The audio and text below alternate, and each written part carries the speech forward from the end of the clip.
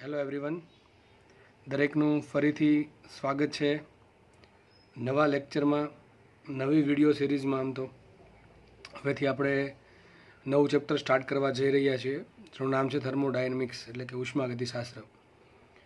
કેમેસ્ટ્રીમાં પણ ચેપ્ટર આવે છે અને ચેપ્ટરનું બહુ જ વધારે ઇમ્પોર્ટન્સ છે, બરાબર છે. વેટેજ પણ સારું છે આનું, એટલે ચેપ્ટરને શાંતિથી સમજવું.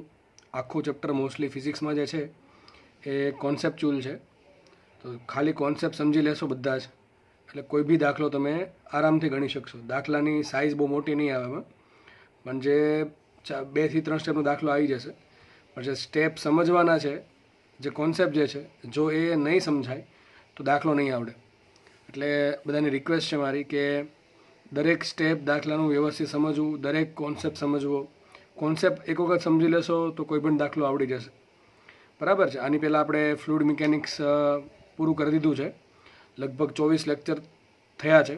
તો જે લોકોને હજી એ જોવાના બાકી છે એને હું રિક્વેસ્ટ કરીશ કે એ લેક્ચર સિરીઝ આખી પૂરી કરી લો, બરાબર છે. કારણ કે ઘણા દાખલા ગણાવી દીધા છે એમાંથી, નીટ અને જીના અને એ સિવાય ઘણા બધા દાખલા. દરેક ટોપિક પર બહુ બધા દાખલા ગણીને સમજાવેલું છે અને એમાંથી લગભગ ક્યાંય બહાર જશે નહીં. તો કોન્સેપ્ટ એના પણ સમજી લેવા અને આપણે એ હવે થર્મોડાયનેમિક્સ સ્ટાર્ટ કરીએ. તો ચેપ્ટરનો આમ તો 2-3 ભાગ છે. પહેલા ભાગમાં આવશે પ્રસરણ, રેખીય પ્રસરણના, કારણ કે આલ્ફા, બીટા એન્ડ ગેમા એના દાખલા આવશે. પછી આવશે કેલોરીમેટ્રી, બરાબર છે. ત્રીજા ભાગમાં આવશે બધી થર્મોડાયનેમિક પ્રોસેસીસ, એટલે કે સમકદ પ્રોસેસ, સમદાબી process, isobaric, isochoric, isothermal, adiabatic, polytropic process, એ બધી પ્રોસેસ આવશે. અને છેલ્લે આવશે કાર્નોટ એન્જિન, એટલે કે એમાં રેફ્રિજરેશન, હીટ પંપ, બરાબર ને, દાખલા જોશું, અને હીટ એન્જિનના. તો આ પ્રમાણે 4 ભાગમાં ચેપ્ટર હશે. એમાં અત્યારે હું બીજો ભાગ સ્ટાર્ટ કરું છું, એટલે કે કેલોરીમેટ્રી સ્ટાર્ટ કરું છું, બરાબર છે. તો કેલોરીમેટ્રીમાં શું આવશે? ઉષ્માને લગતી બધી વસ્તુ આવશે, એટલે કે હીટને લગતી બધી વસ્તુ. તો આ ચેપ્ટરમાં આપણે પહેલાં કેલોરીમેટ્રી ભાગ પૂરો કરી દઈશું. 3 થી 4 લેક્ચર થશે પૂરા કરતાં, બરાબર છે. એ પછી આપણે અલગ ટોપિક આમાં સ્ટાર્ટ કરશું. તો આપણે ચેપ્ટરને કુલ 4 ભાગમાં ડિવાઈડ કરેલું છે અને હવે બીજો ભાગ હું સ્ટાર્ટ કરું છું, બરાબર છે. ચલો પહેલાં સમજી લઈએ. તો પહેલો ભાગ છે હીટ કોને કહેવાય? તો બધાને ખબર જ છે હીટ કોને કહેવાય.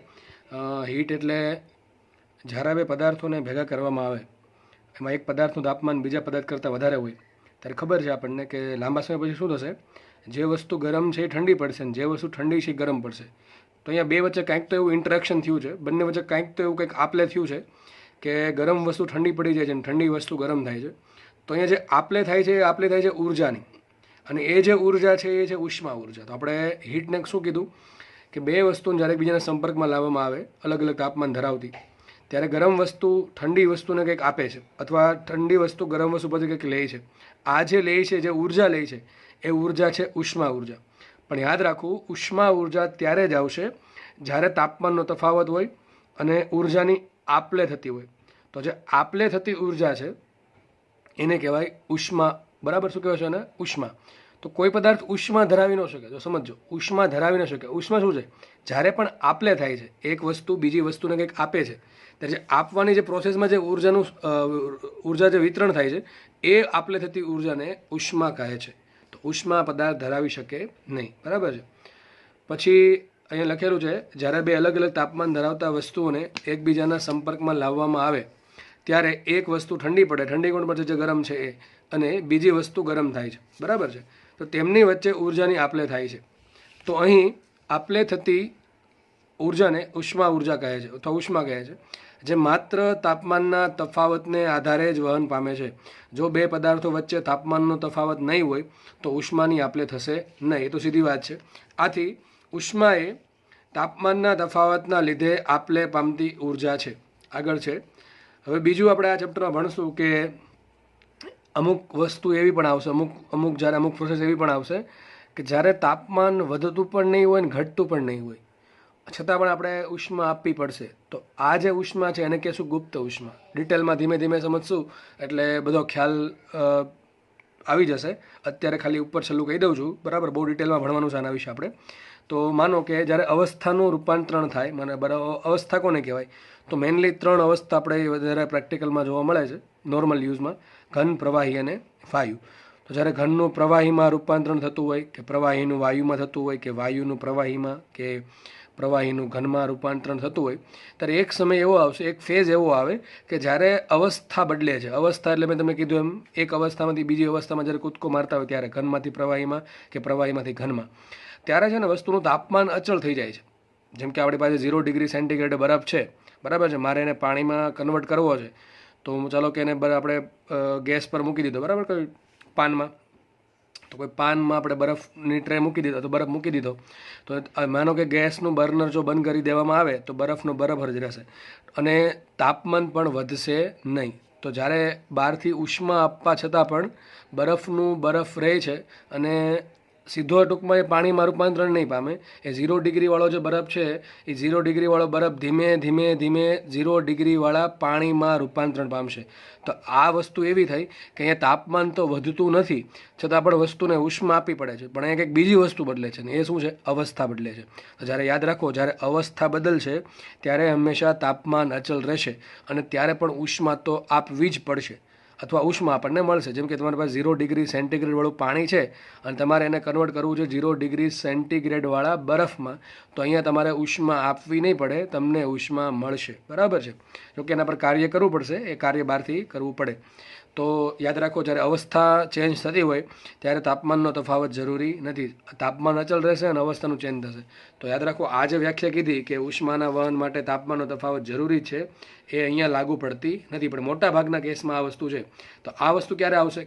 કઈ વસ્તુ? કે અચળ તાપમાન હોવા છતાં પણ તાપમાનનો તફાવત નથી, છતાં પણ આપણે ઉષ્માની આપલે થાય છે, ઉષ્મા કાં તો મળશે અથવા આપણે આપવી પડશે, બરાબર છે. તો જ્યારે પદાર્થની અવસ્થામાં બદલાવ આવે ત્યારે તેનું તાપમાન અચલ રહે છે. આ વસ્તુ ખાસ યાદ રાખવી, જ્યારે અવસ્થામાં બદલાવ આવે ત્યારે તેનું તાપમાન અચલ રહે અને તેની ઉર્જામાં આપલે થાય છે. આ ઉષ્માને કહેવાય ગુપ્ત ઉષ્મા. ગુપ્ત એટલા માટે કીધું છે એને, ઇંગ્લિશમાં કહેવાય લેટન્ટ. શું કહેવાય એને? Latent heat. Latent heat.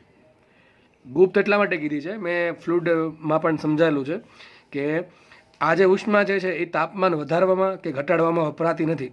તો આપણે જે ઉષ્મા આપીએ છીએ એની તાપમાનમાં કોઈ ફરક નથી પડતો, પણ અવસ્થામાં ચેન્જ થાય છે.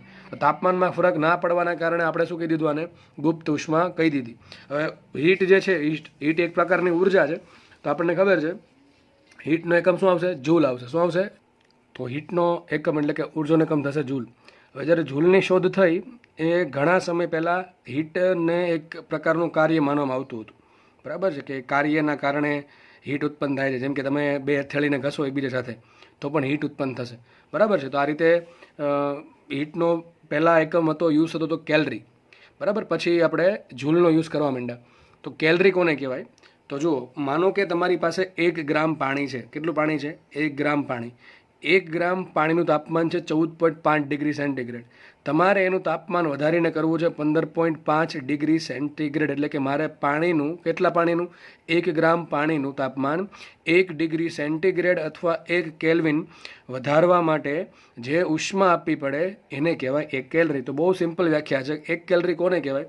તો 1 ગ્રામ પાણીનું તાપમાન 14.5 ડિગ્રી સેન્ટીગ્રેડથી 15.5 ડિગ્રી સેન્ટીગ્રેડ, એટલે કે 1 કેલ્વિન જેટલું વધારવા માટે, પણ કેટલું તાપમાન દબાણ હોવું જોઈએ? 1 atm. ટૂંકમાં સામાન્ય દબાણ પર વધારવા માટે જે જથ્થો ઉષ્માનો આપવો પડે એ જથ્થાને કહેવાય 1 કેલરી. તો આ કેલરી જે છે એ આપણે ઉષ્માનો વ્યવહારિક એકમ છે, જૂનો એકમ છે, બરાબર છે. પછી જૂલ આવ્યા પછી આપણે એનો એસઆઈ એકમ તરીકે જૂલ યુઝ કરીએ છીએ. તો અહીંયા સંબંધ છે કેલરીનો અને જૂલનો, બરાબર છે. તો 1 કેલરી બરાબર 4.186 જૂલ. આ તો સંબંધ બધાને યાદ હશે જ, અને જે લોકોને યાદ નથી એ લોકો યાદ કરી લે. તો શું સંબંધ આવશે? 1 calorie is equal two 4.186 joule. અથવા ઘણી વખત ગણતરીમાં તમે એને કેટલું લઈ શકો છો? મનમાં તમારે આવી જ ગયો હશે 4.2. કેટલું લેશું આપણે? 4.2 એટલે કે 4.20 જૂલ પણ લઈ શકીએ છીએ. તો મોસ્ટલી તો આ ચાલશે આ, બાકી આ પણ તમે યુઝ કરી શકો છો 4.2 જૂલ.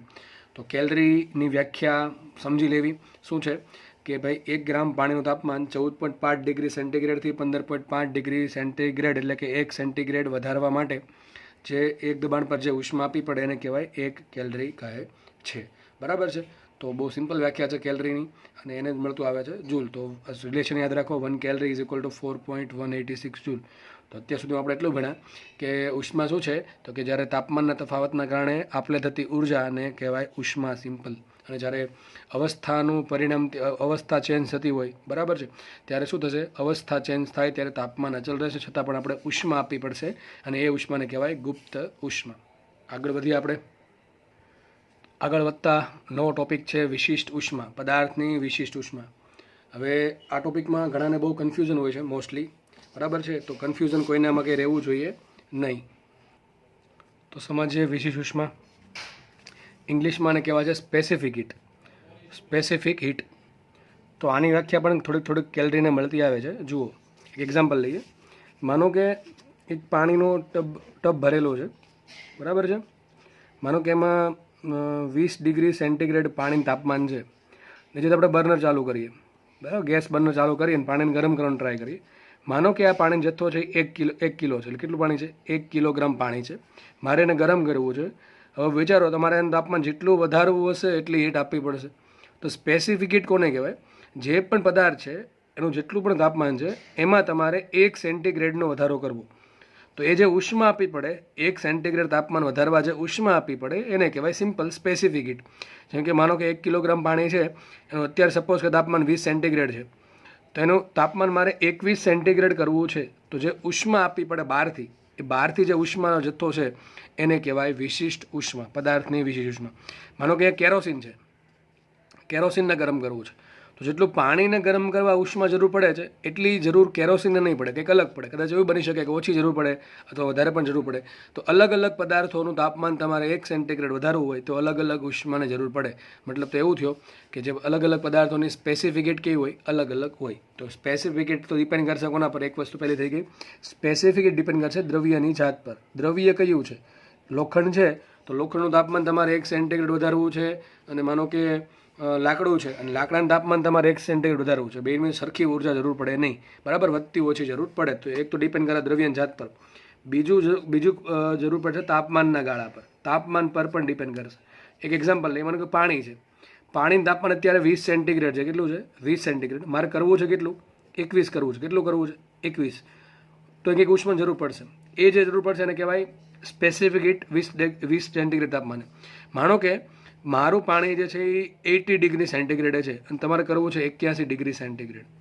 તો જેટલી ઉષ્મા અહીંયા જરૂર પડશે 1 સેન્ટીગ્રેડ વધારવા, એટલી ઉષ્મા અહીંયા જરૂર નહીં પડે, બરાબર છે. થોડોક કંઈક ફરક હશે.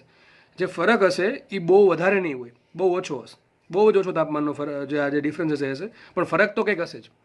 તો આપણે શું માનશું આ ચેપ્ટરમાં કે જ્યારે આજે 20 ડિગ્રી ને 80 ડિગ્રીમાં બહુ ઝાઝો ફરક છે નહીં, બરાબર. મોસ્ટલી આટલો બધો ડિફરન્સ કહેવાય નહીં કે ભાઈ એક લોખંડનો ટુકડો હતો એ 25 ડિગ્રી સેન્ટીગ્રેડે છે અને તમે તાપમાન કરી નાખો એનું 800 ડિગ્રી સેન્ટીગ્રેડ, તો 25માંથી 800 કરો છો એટલે આ ડિફરન્સ બહુ મોટો કહેવાય. પણ આ જે ડિફરન્સ છે 20માંથી 80, બહુ ડિફરન્સ કહેવાય નહીં. તો યાદ રાખો, 20માંથી 21 કરવું છે તો કંઈક ઉષ્માની જરૂર પડશે. 80માંથી 81 કરવું છે, બેમાં વધારવું એક સેન્ટીગ્રેડ જ તે. પણ જે ઉષ્માનો જથ્થો છે અહીંયા જે હશે એટલો અહીંયા નહીં હોય, થોડોક લગભગ વધતો ઓછો હશે. ડિપેન્ડ કરે વાતાવરણ, દબાણ પર, બધી ઘણી બધી વસ્તુ આવે એમાં. તો ઉષ્માનો જથ્થો જે અહીંયા જે સ્પેસિફિક હીટ છે એ અને અહીંયા જે સ્પેસિફિક હીટ છે બે અલગ અલગ હશે, પણ બંનેમાં ડિફરન્સ હશે બહુ ઓછો, બરાબર, બહુ ઓછો ડિફરન્સ હશે. એટલા માટે એવું ગણી શકાય કે આ જો ડિફરન્સ અવગણવામાં આવે, જે સૂક્ષ્મ ડિફરન્સ હશે બેમાં, એ જો અવગણવામાં આવે તો પાણીની વિશેષ ઉષ્મા તાપમાનના, એટલે કે પદાર્થની, એમ તો પાણીની પણ કોઈ પણ પદાર્થ માટે લાગુ પડે કે પદાર્થની જે વિશેષ ઉષ્મા છે એ તાપમાનના નાના ગાળા માટે લગભગ અચળ ગણી શકાય. એટલે કે માનો કે પાણી જે 20 ડિગ્રીએ છે અને એક 80 ડિગ્રીએ છે, તો બહુ ગાળો બહુ મોટો કહેવાય નહીં. તો આવા સમયે આપણે વિશેષ ઉષ્માને અચળ ગણી શકીએ. તો નોર્મલી વિશેષ ઉષ્મા બે વસ્તુ પર ડિપેન્ડ કરે છે, એક દ્રવ્યની જાત પર અને એક તાપમાન પર. દ્રવ્ય કયું છે? લોખંડ છે, લાકડું છે, પાણી છે, કેરોસીન છે, અલગ અલગ વસ્તુ છે, તો અલગ અલગ વિશેષ ઉષ્મા હશે. અને બીજું ડિપેન્ડ કરે તાપમાન પર, તાપમાનના ગાળા પર. એક્ઝેક્ટલી કયા તાપમાને તમારે તાપમાન 1 સેન્ટીગ્રેડ વધારવું છે એના પર પણ ડિપેન્ડ કરશે. જો આપણે આ જે ગાળો જે છે એ બહુ મોટો લેવામાં ના આવે તો લગભગ એમાં જે ડિફરન્સ છે આપણે અવગણી શકીએ, તો પદાર્થનું તાપમાનના નાના ગાળા માટે વિશેષ ઉષ્મા લગભગ અચળ ગણી શકાય છે. તો આપણે આ ચેપ્ટરમાં ખાલી એટલું યાદ રાખશું કે વિશેષ ઉષ્મા છે એ બે વસ્તુ પર ડિપેન્ડ કરે, દ્રવ્યની જાત પર અને તાપમાન પર, બરાબર છે. પણ તાપમાનનો ગાળો જો નાનો હોય તો માત્ર એક જ વસ્તુ વધશે, કઈ વધશે? દ્રવ્યની જાત. આ ચેપ્ટરમાં આપણે આ વસ્તુ લઈશું કે દ્રવ્યની જાત પર ડિપેન્ડ કરશે, બરાબર છે. ચલો સમજીએ જે લખેલી થિયરી છે. તો જુઓ, પદાર્થની વિશિષ્ટ ઉષ્મા એને કહેવાય સ્પેસિફિક હીટ કેપેસિટી અથવા ઇન શોર્ટ કહેવાય સ્પેસિફિક હીટ. તો જુઓ, 1 કિલોગ્રામ પદાર્થનું તાપમાન 1 સેન્ટીગ્રેડ અથવા 1 કેલ્વિન વધારવા માટે જરૂરી ઉષ્માના જથ્થાને તે પદાર્થની વિશિષ્ટ ઉષ્મા કહે છે. પણ ક્યારે? તે તાપમાને. કયા તાપમાને તમારે 1 સેન્ટીગ્રેડ વધારવું છે એ બહુ જરૂરી છે. બરાબર છે. પણ મેં કીધું એમ, જો તાપમાનનો ગાળો બહુ સૂક્ષ્મ હોય, બહુ નાનો, ટૂંકમાં બહુ વધારે ડિફરન્સ ના હોય બે તાપમાન વચ્ચે, તો લગભગ વિશિષ્ટ ઉષ્મા બે જગ્યાએ સરખી હશે. તો 1 કેજી પદાર્થનું તાપમાન 1 સેન્ટીગ્રેડ અથવા 1 કેલ્વિન વધારવા માટે જરૂરી ઉષ્માના જથ્થાને પદાર્થની તે તાપમાને વિશિષ્ટ ઉષ્મા કહે છે. હવે જુઓ, આ ચેપ્ટરમાં આપણે મોસ્ટલી આવશે ઘન અને પ્રવાહી. આજે ભાગ ભણશું, આ ભાગ. તો જે કેલરીમેટ્રીવાળો ભાગ છે એમાં મોસ્ટલી બે વસ્તુ આવશે, ઘન અને પ્રવાહી. શું આવશે? ઘન અને પ્રવાહી. જે પહેલો ભાગ છે રેખીય પ્રસરણાંકવાળો, એમાં મોસ્ટલી આવશે ઘન પદાર્થો પ્લસ પ્રવાહી પદાર્થો. બરાબર છે. જે ત્રીજો ભાગ છે જેમાં બધી પ્રોસેસ આવશે એમાં આવશે વાયુ. અને જે છેલ્લો ભાગ છે એમાં પણ આવશે વાયુ, એટલે કે કાર્નોટ એન્જિનવાળો. તો આપણે શરૂઆતના બે ભાગ છે એમાં ઘન અને પ્રવાહી ભણશું, અને બાકીના બે ભાગમાં મોસ્ટલી વાયુ પર પ્રક્રિયા થતી જોશું. તો અત્યારે આપણે ઘન અને પ્રવાહી પર ફોકસ કરીએ. માનો કે વિશિષ્ટ ઉષ્માની વાત કરીએ તો આપણે એને કહેશું સિમ્પલ સ્પેસિફિક હીટ. હું આખા ચેપ્ટરમાં એને એસએચ વડે દર્શાવીશ. તો જ્યાં પણ એસએચ લખેલું હશે સમજી જવાનું સ્પેસિફિક હીટ લખ્યું છે, અથવા હું લખીશ VU એટલે કે વિશિષ્ટ ઉષ્મા. બરાબર છે. દરેક દાખલામાં જ્યારે આવું લખેલું હોય VU અથવા એસએચ, તો સમજી જાઓ સ્પેસિફિક હીટની વાત થાય છે. હવે વાત કરીએ ઘન પદાર્થ ને પ્રવાહી પદાર્થ. ઘન પ્લસ પ્રવાહીમાં રિઝલ્ટ લગભગ સરખું આવે છે, અને અલગ પડે છે વાયુ. મારી પાસે એક બરફનો ટુકડો છે, એનું તાપમાન મારે 1 સેન્ટીગ્રેડ વધારવું છે, અને મારી પાસે પાણી છે, એનું તાપમાન મારે 1 સેન્ટીગ્રેડ વધારવું છે. તો આનું તાપમાન કઈ રીતે વધારી શકું? તો ઘણી બધી રીત છે. હું વધારી શકું એનું અચળ દબાણે વધારી શકું, અચળ દબાણે, પછી વધારી શકું અચળ કદે. બરાબર. આ સિવાય પણ ઘણી બધી રીત છે, પણ મોસ્ટલી આપણે બે ડિસ્કસ કરીએ. એક તો અચળ દબાણ ને અચળ કદ. હવે જુઓ, ઘન પદાર્થ અને પ્રવાહી પદાર્થ બંનેને આપણે કેવા ગણીએ? એમાં માનો કે દબાવવામાં આવે તો દબાશે કે નહીં દબાય? એટલે ટૂંકમાં એનું કદ બદલે કે ના બદલે? ના બદલે. તમારી પાસે 1 લીટર પાણી છે, તમને કહેવામાં આવે કે તમારે આને કમ્પ્રેસ કરવાનું છે, તો લગભગ કંઈ બહુ ફરક પડશે નહીં. 0.99999998 લીટર જેવું કંઈક થશે, પણ બહુ કંઈ વધારે ફરક પડે નહીં. ટૂંકમાં પાણી છે, આગળના ચેપ્ટરમાં કીધેલું છે કે ફ્લુઇડ જે છે એમાં ખાસ કરીને જે ટૂંકમાં પ્રવાહી જે છે એ કેવું છે? અદબનીય છે. ટૂંકમાં ઘનતા બદલતી નથી, અને આપણને ખબર છે ઘન પદાર્થો દબાઈ શકે નહીં. બરાબર. તો આ તમે પીગાળી પછી નવું ફોર્મ આપો તો વાત અલગ છે, પણ મોસ્ટલી જે એનું સ્વરૂપ છે એને દબાવશો તો એના કદમાં બહુ ઝાઝો ફેરફાર થશે નહીં. કારણ કે ઘન પદાર્થ માટે બલ્ક મોડ્યુલસ કેવો હોય છે? વધારે હોય છે. જેમ બલ્ક મોડ્યુલસ વધારે હોય એમ એનો કદનો ફેરફાર કેવો હોય? ઓછો. કેમ કે B = ΔP/ΔV/V. બરાબર છે. તો એનું જેમ બલ્ક મોડ્યુલસ વધારે હશે એમ એનો કદનો ફેરફાર ઓછો હશે. તો આપણે એવું માનીએ છીએ કે ઘન પદાર્થ અને પ્રવાહી પદાર્થ બંને લગભગ કેવા છે? અદબનીય છે. માનો કે હું પ્રોસેસ લઉં છું અચળ દબાણ. અચળ દબાણ કોને કહેવાય? કે આજુબાજુનું દબાણ કેવું રહેતું હોય? સરખું. ટૂંકમાં માનો કે ખુલ્લી તપેલી છે, એક તપેલીમાં પાણી છે, પાણી તમે ગરમ કરો છો, તપેલી કેવી છે? ખુલ્લી. તો એના પર દબાણ કોણ લગાડશે? હવા લગાડશે. બરાબર. કેટલું દબાણ હશે એનું? 1 ATM હશે. બરાબર છે. અને બીજી એક વસ્તુ લઈએ, એક પ્રેશર કુકરની અંદર પાણી નાખી દો અને તમે એને ગરમ કરો છો, તો બેમાં કંઈ ફરક પડે? આ સાહેબ બહુ ફરક પડે. કયો ફરક પડે? જે ખુલ્લી તપેલી છે, ખુલ્લી તપેલી, એ ખુલ્લી તપેલીમાં પ્રેશર લાગશે 1 ATM. બરાબર છે. માનો કે પાણી લેર અહીંયા છે, તો પાણી ધીમે ધીમે શું થશે? વધશે. તો કદ અચળ રહેતું નથી, પણ એ શું અચળ રહે છે? દબાણ અચળ. તો આ પ્રોસેસ શું કહેવાય? આ પ્રોસેસને કહેવાશે અચળ દબાણવાળી પ્રોસેસ. અને માનો કે પ્રેશર કુકર છે, એ પ્રેશર કુકર પાણીનું ભરેલું છે. બરાબર છે. તમે એને ગરમ કરો છો તો અંદરનું કદ થોડુંક વધશે. બરાબર. આખું કદ ટૂંકમાં બધી જગ્યાએ આમ તો પછી વરાળ બી ઉત્પન્ન થઈ જાય જો તાપમાનમાં વધારશો તો માનો કે કદ જે છે એ સંપૂર્ણ ભરાઈ જાય, પછી એનું કદ વધતું નથી. ટૂંકમાં કદ કેવું થઈ ગયું? અચળ. કેવું કદ થઈ ગયું? અચળ. પણ પ્રેશર ધીમે ધીમે વધવા માંડશે. ઉપર આપણે એટલા માટે તો પેલું પ્રેશર સેફ્ટી વાલ્વ હોય જેને આપણે સિમ્પલ CT કહીએ છીએ. તો જ્યારે પ્રેશર અમુક લિમિટ કરતાં વધી જાય ત્યારે પ્રેશર શું કરશે? ઉપરની જે CT છે એનું કંઈક જોજો તમે, થોડીક વજનવાળી હશે, એકદમ ફોફી નહીં હોય. કારણ કે વજન એટલા માટે રાખે કે એ શું લગાડશે? નીચે લગાડશે પ્રેશર કયું? mg. સોરી, નીચે કયું બળ લગાડશે? mg. અંદર જે પ્રેશર ઉત્પન્ન થયું છે એ હશે P, અને ધારો કે એરિયા છે A, તો કેટલું દબાણ લગાડશે? સોરી, કેટલું બળ લગાડશે? PA.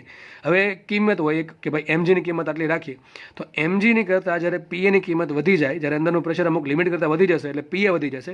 PA વધશે તો એ PA શું કરશે? mg પર બળ લગાડશે ઉપર તરફ. તો જ્યારે mg બરાબર PA હોય ત્યારે જે CT જે છે, જે સેફ્ટી વાલ્વ જે છે એ ઉપર ઉઠવાનું ટ્રાય કરે, અને જેવું પ્રેશર અમુક લિમિટ કરતાં વધ્યું એટલે કે PA વધ્યું ત્યારે PAની કિંમત mgથી વધી જશે, અને વસ્તુ શું થશે? એટલે કે CT છે એ ખુલ્લી જશે. એટલે કે બહાર અંદરની જે પ્રેશરવાળી હવા જે છે એ બહાર ઓટોમેટિક આવી જશે, અને હવા જે બહાર આવશે તો અંદર પ્રેશર ધીમે ધીમે ઘટશે. જ્યારે પાછું mg છે એ PA કરતાં હવે પ્રેશર ધીમે ધીમે ઘટ્યું, પ્રેશર ઘટ્યું એટલે PA ઘટે. પીએ ઘટશે એટલે એક સમય એવો આવશે કે એમજીની કિંમત પીએ કરતાં વધી ગઈ પાછી છે ને સીટી શું પડશે, નીચે પડી જશે. તો આ પ્રમાણે જે સીટી જે છે એનો કોન્સેપ્ટ કામ કરે છે પ્રેશર પર, બરાબર છે. તો પ્રેશર કુકરમાં જે પ્રોસેસ હોય કઈ હોય, અચળ કદ હોય છે. હવે જુઓ બે પ્રોસેસ લઈએ. હું પાણી પહેલાં મૂકું છું ખુલ્લી તપેલીમાં અને પછી પાણી મૂકું છું પ્રેશર કુકરમાં. બંનેમાં ફરક બહુ ઓછો છે, માનો કે તાપમાન તમારે અહીં 1 સેન્ટીગ્રેડ વધારવું છે, અહીંયા પણ 1 સેન્ટીગ્રેડ વધારવું છે, તો અહીંયા ઉષ્મા આપવી પડશે, અહીંયા પણ ઉષ્મા આપવી પડશે. તો આજે ઉષ્માનો જે તફાવત છે આમાં એ બહુ ઓછો હશે. એવું નહીં કે આમાં તમારે આપી પડી 100 જૂલ અને આમાં આપી પડી ખાલી 20 જૂલ, તો 80 જૂલનો ફરક આવ્યો. આ એવું બને કે અહીંયા 100 જૂલ આપવી પડી, હું ખાલી એક્ઝામ્પલ લઉં છું, 100 જૂલ ના આપવી પડે, આપણે ડિસ્કસ કરશું કેટલી આપવી પડે, ખાલી એક્ઝામ્પલ ત્યાં સમજવા માટે. ધારો કે અહીંયા 100 જૂલ આપવી પડી, તો અહીંયા 100 જૂલ તમારે આપવી પડશે નહીં. ધારો કે અહીંયા આપી પડી 100 પોઈન્ટ સમથિંગ, ધારો કે 100.04 જૂલ અને અહીંયા આપી પડી 100 જૂલ, તો ડિફરન્સ ખાલી કેટલો છે, 0.04 જૂલનો, બરાબર છે. આની જગ્યાએ જો કોઈ વાયુ હોત, હજી કહું છું, જો આની જગ્યાએ વાયુ હોત તો વાયુમાં આ ડિફરન્સ બહુ મોટો હોત. તો મારું કહેવાનું છેલ્લે કન્ક્લુઝન તાત્પર્ય એટલું જ છે કે ઘન પદાર્થ અને પ્રવાહી પદાર્થને તમે અચળ દબાણે ગરમ કરો કે અચળ કદે ગરમ કરો, ડિફરન્સ તો થોડોક હશે જ, પણ જે ડિફરન્સ છે એ બહુ ઓછો હશે. અચળ દબાણે કે અચળ કદે ડિફરન્સ કેવો હશે, ઓછો હશે. એની જગ્યાએ જો તમે એક વાયુને ગરમ કરો છો તો અચળ દબાણે ગરમ કરો અને અચળ કદે ગરમ કરો છો, એમાં ડિફરન્સ ઝાઝો હશે. તો યાદ રાખો, ઘન પદાર્થ અને પ્રવાહી પદાર્થ ને અચળ દબાણે ગરમ કરવામાં આવે કે અચળ કદે ગરમ કરવામાં આવે, એની જે વિશિષ્ટ ઉષ્મા જે છે એમાં બહુ ઝાઝો ફરક હશે નહીં, બરાબર છે. એટલે આપણે લગભગ ઘન અને પ્રવાહી પદાર્થ માટે અચળ દબાણે અને અચળ કદે વિશિષ્ટ ઉષ્મા સરખી લઈએ છીએ. વાયુને આ વસ્તુ લાગુ પડતી નથી. વાયુ માટે અચળ દબાણે પણ સીપી લેવાય અને અચળ કદે સીવી લેવાય, પણ ઘન અને પ્રવાહી માટે અચળ દબાણે સીપી જે છે એ જ સીવી છે, અને ટૂંકમાં આપણે એને કહેશું સી અથવા એસ, બરાબર છે. તો કોઈ પણ દાખલામાં તમને ઘન પદાર્થ માટે એવું ક્યારે લખ્યું હોય, ઘન કે પ્રવાહી માટે કે આનું સીપી આટલું છે કે આનું સીવી આટલું છે, એના માટે સિમ્પલ લખ્યું છે સી આટલું છે અથવા એસ આટલું છે. પણ વાયુ માટે ચોખ્ખું લખ્યું હશે કે સીપી આટલું છે અને સીવી આટલું છે. એનું રીઝન છે કે વાયુ માટે અચળ દબાણે અને અચળ કદે અલગ અલગ ઉષ્મા જરૂર પડે છે. ઘન અને પ્રવાહી માટે પણ અલગ અલગ ઉષ્મા જરૂર પડે છે, પણ બેમાં જે ડિફરન્સ છે બહુ ઓછો છે, એટલે આપણે ડિફરન્સ અવગણી નાખીએ. હવે થોડુંક હું વાંચી લઉં એટલે તમને આઈડિયા આવી જશે. તો આપણે અહીંયા હતા 1 કિલોગ્રામ પદાર્થનું તાપમાન 1 સેન્ટીગ્રેડ વધારવા માટે જરૂરી ઉષ્મા જથ્થાને શું કહેવાય, વિશિષ્ટ ઉષ્મા કહે છે. હવે આપણે સ્પેશિયલી વાત કરશું પહેલાં ઘન પ્રવાહી પદાર્થની અને અલગથી વાત કરશું વાયુની. જો કે આ બધી ચર્ચા મેં વાયુના ગતિવાદમાં સમજાવી દીધી છે, તો જે લોકોએ એ લેક્ચર અટેન્ડ કરેલા છે અને વ્યવસ્થિત સમજેલા છે એને થોડુંક આ રિવિઝન જેવું લાગશે, બરાબર છે. તો ચલો જોઈએ ઘન અને પ્રવાહી માટે વિશિષ્ટ ઉષ્મા સ્પેસિફિકેટ. જુઓ, ઘન અને પ્રવાહી પદાર્થોને મોટા ભાગે ખુલ્લા વાતાવરણમાં ગરમ કરવામાં આવે છે. આ વાત સીધી આપણે સમજાવી છે. મોસ્ટલી આપણે લોખંડનો ટુકડો ગરમ કરતા શેમાં ગરમ કરીએ, ખુલ્લા વાતાવરણમાં. અને મેં તમને કીધું એમ ખુલ્લું વાતાવરણ શું થાય, જે દરમિયાન તેનું દબાણ કેવું રહેશે, અચળ, કેમ કે કેવું પ્રેશર લાગશે એનું, 1 atm. આથી ઘન અને પ્રવાહી માટે અચળ દબાણે વિશિષ્ટ ઉષ્મા માપવામાં આવે છે. આ મોટા ભાગની વાત છે, મોટા ભાગે. દરેક કેસમાં આવું થાય એવું જરૂર નથી. કેમ કે પાણી તમે પ્રેશર કુકરમાં ગરમ કરો તો આ વસ્તુ લાગુ પડે નહીં, પાણી પર તમે તપેલી ઢાંકી દો તો આ વસ્તુ લાગુ પડે નહીં, પણ મોટા ભાગે મોસ્ટ ઓફ ધી કેસમાં અચળ દબાણે ગરમ કરવામાં આવે છે. તો જુઓ, હમણાં સમજાવ્યું એમ, અચળ દબાણે ગરમ કરો કે અચળ કદે ગરમ કરો, ઘન અને પ્રવાહીમાં બહુ ઝાઝો ડિફરન્સ રહેશે. અને ટૂંકમાં અચળ દબાણે ગરમ કરો ઘન અને પ્રવાહીને, કે ઘન અને પ્રવાહીને અચળ કદે ગરમ કરો, તો બંનેની જે ઉષ્મા જરૂર પડશે, વિશિષ્ટ ઉષ્મા, એ બંનેમાં ઝાઝો ડિફરન્સ હશે નહીં. એટલા માટે શું કહેવાય, એનું સીપી શબ્દ યુઝ નહીં થાય, સીવી યુઝ નહીં થાય, એસપી યુઝ નહીં થાય, એસવી યુઝ નહીં થાય, સિમ્પલ સી યુઝ થશે, એસ યુઝ થશે અથવા સી યુઝ થશે. અને ક્યારે લખવું નહીં કે અચળ દબાણ છે કે અચળ કદે, કારણ કે લગભગ કેવી છે, બે સરખી છે. તો ઘન અને પ્રવાહી માટે વિશિષ્ટ ઉષ્માને આપણે બે રીત છે, કાં તો સી વડે દર્શાવાય અથવા કાં તો એસ વડે દર્શાવાય. આ ચેપ્ટરમાં મેં આને એસ વડે દર્શાવ્યું છે, એસ ફોર સ્પેસિફિક, બરાબર છે. તો જો પાણી માટે વિશિષ્ટ ઉષ્મા કેટલી છે, સ્પેસિફિકેટ 4186 જૂલ પર કિલોગ્રામ ઇન્ટુ કેલ્વિન. હવે એકમ ક્યાંથી હમણાં કહી દઉં છું, લગભગ લેશું આપણે દાખલા ગણવા માટે 4200, અને જે એસઆઈ લખ્યું હોય, ટૂંકમાં જે એસઆઈ એકમ આવતો હશે એ લખવું છે, વારે એકમ લખવા ના પડે દાખલામાં, એટલા માટે હું એસઆઈ શબ્દ યુઝ કરી. એસઆઈ શું એકમ થશે આનો, જૂલ પર કિલોગ્રામ ઇન્ટુ કેલ્વિન. બરફ છે, ટૂંકમાં આ શું કહે છે, માનો કે તમારી પાસે 1 કિલો પાણી છે, 1 કિલો પાણીને તમારે ગરમ કરવું છે, તો કેટલું ગેસ બળશે, ટૂંકમાં કેટલી ગેસમાંથી ઉર્જા આવશે, કેટલી ઉર્જા આવશે, 4200 જૂલ જેટલી ઉર્જા તમે આપશો તો એનું તાપમાન 1 સેન્ટીગ્રેડ અથવા 1 કેલ્વિન વધશે. તો પાણી માટે આટલી છે. યાદ રાખો, સૌથી વધારે સ્પેસિફિક હીટ હોય વાયુની. વિચારો, તમારે એક લોખંડને ગરમ કરવો છે 1 સેન્ટીગ્રેડ, પાણીને ગરમ કરવું છે, અને એક આખા ઓક્સિજનને ગરમ કરવો છે, તો સૌથી વધારે વાર કોને લાગે, અને ભાઈ વાયુને જ લાગે, બરાબર છે. કારણ કે વાયુના અણુઓ છોટા હોય, તો એને ગરમ કરવામાં વધારે વાર લાગે. એક અણુ બીજા જોડે અથડાય અને આંતરાણવી બળના કારણે અથવા ઇન્ટરેક્શનના કારણે ઉર્જા બીજાને આપશે તો આમાં સૌથી વધારે વાર લાગે. બરાબર, સૌથી વધારે ઉર્જા જરૂર પડશે. સૌથી ઓછી જરૂર પડે ઘન પદાર્થને. કેમ જરૂર પડે સૌથી ઓછી? કારણ કે ઘન પદાર્થના અણુઓ એકબીજાની નજીક ગોઠવાયેલા હોય છે અને આપેલા તાપમાને શું કરે, વાઇબ્રેશન કરતા હોય. હવે એક માનો કે એક અણુને ઉર્જા મળી તો વાઇબ્રેશનના એનું વધશે, બરાબર, ગતિ ઉર્જા વધશે એટલે વાઇબ્રેશન વધશે અને વાઇબ્રેશન વધે તો પોતાની ઉર્જા બીજાને આપી દેશે આરામથી. તો ઘન પદાર્થને ગરમ થવામાં ઓછી ઉર્જા જરૂર પડે, મીડિયમ જરૂર પડશે પ્રવાહીને અને સૌથી વધારે જરૂર પડે વાયુને. તો કહેવાનું તાત્પર્ય એટલું છે કે ઘન પદાર્થની વિશિષ્ટ ઉષ્મા ઓછી હશે, એનથી વધારે હશે પ્રવાહી પદાર્થની અને સૌથી વધારે હશે કોની? વાયુની વિશિષ્ટ ઉષ્મા સૌથી વધારે હશે. તો જુઓ તમે, પાણીની વિશિષ્ટ ઉષ્મા છે 4200 જૂલ પર કેજી કિલોગ્રામ. બરફની છે ઘન પદાર્થ ઓછી, એનાથી લગભગ અડધી છે. કેટલી છે? અડધી. આને આપણે નોર્મલ દાખલા લેશું 4200. કેટલી લેશું? 4200. બરફની છે 2093 જૂલ પર કેજી ઇન્ટુ કેલ્વિન, લગભગ લેશું 2100. જો બરફની છે, પાણીની છે 4200, બરફની કેટલી છે? 2100 જૂલ પર કેજી ઇન્ટુ કેલ્વિન. આનો શું મતલબ થાય? ભાઈ તમે મતલબ સમજો, દરેક વસ્તુ ખાલી ગોખવાથી કોઈ મતલબ હોતો નથી. તો આનો મિનિંગ એવો થાય છે કે મારી પાસે 1 કિલો બરફ છે, એનું જે પણ તાપમાન છે એ તાપમાનમાં મારે 1 સેન્ટીગ્રેડનો વધારો કરવો હોય તો મારે બરફને કોઈ પણ રીતે 2100 જૂલ ઉર્જા આપવી પડે. એનો મતલબ આમ થાય સ્પેસિફિક. હવે વાત કરીએ આયરનની, એટલે કે લોખંડની. તો લોખંડની જો કેટલી છે? 470. જો હજી ઓછી ઘટી ગઈ, બરાબર છે. તો જેમ જેમ ઘન પદાર્થ હશે એમ એની ઘટતી જશે. અને સ્ટીમની છે 1924 જૂલ પર કિલોગ્રામ ઇન્ટુ કેલ્વિન. તો પાણી, બરફ અને સ્ટીમ એ દરેક પ્યોર સબસ્ટન્સ કહેવાશે, બરાબર છે. અને દરેક એક જ સ્વરૂપ છે H2O, અલગ અલગ અવસ્થામાં. તો સૌથી વધારે હશે વાયુની. આમાં ઘણા દેશના વરાળ તો વાયુ સ્વરૂપ જ છે, પણ આ પાણીનું છે એટલે બહુ ફરક નથી. પણ તમે કોઈ સ્પેશિયલી વાયુની વાત કરો, જેમ કે ઓક્સિજનની, હાઇડ્રોજનની, નાઇટ્રોજનની, તો એની સ્પેસિફિક બહુ વધારે હોય છે, બરાબર છે. તો આગળ વધીએ. વિશેષ ઉષ્મા કોના પર ડિપેન્ડ કરે? આગળ ચર્ચા થઈ ગઈ. દ્રવ્યની જાત પર અને તાપમાન પર ડિપેન્ડ કરે છે. અને તાપમાનના સામાન્ય ગાળા માટે વિશેષ ઉષ્માને લગભગ કેવી આપણે અચળ ગણી શકીએ, જે મેં શરૂઆતમાં સમજાવી દીધું છે. આગળ વધીએ. હવે જુઓ, વિશેષ ઉષ્મા મોટે ભાગે અચળ કદે અને અચળ દબાણે માપવામાં આવે છે. મેં તમને કીધું હતું એ પ્રમાણે.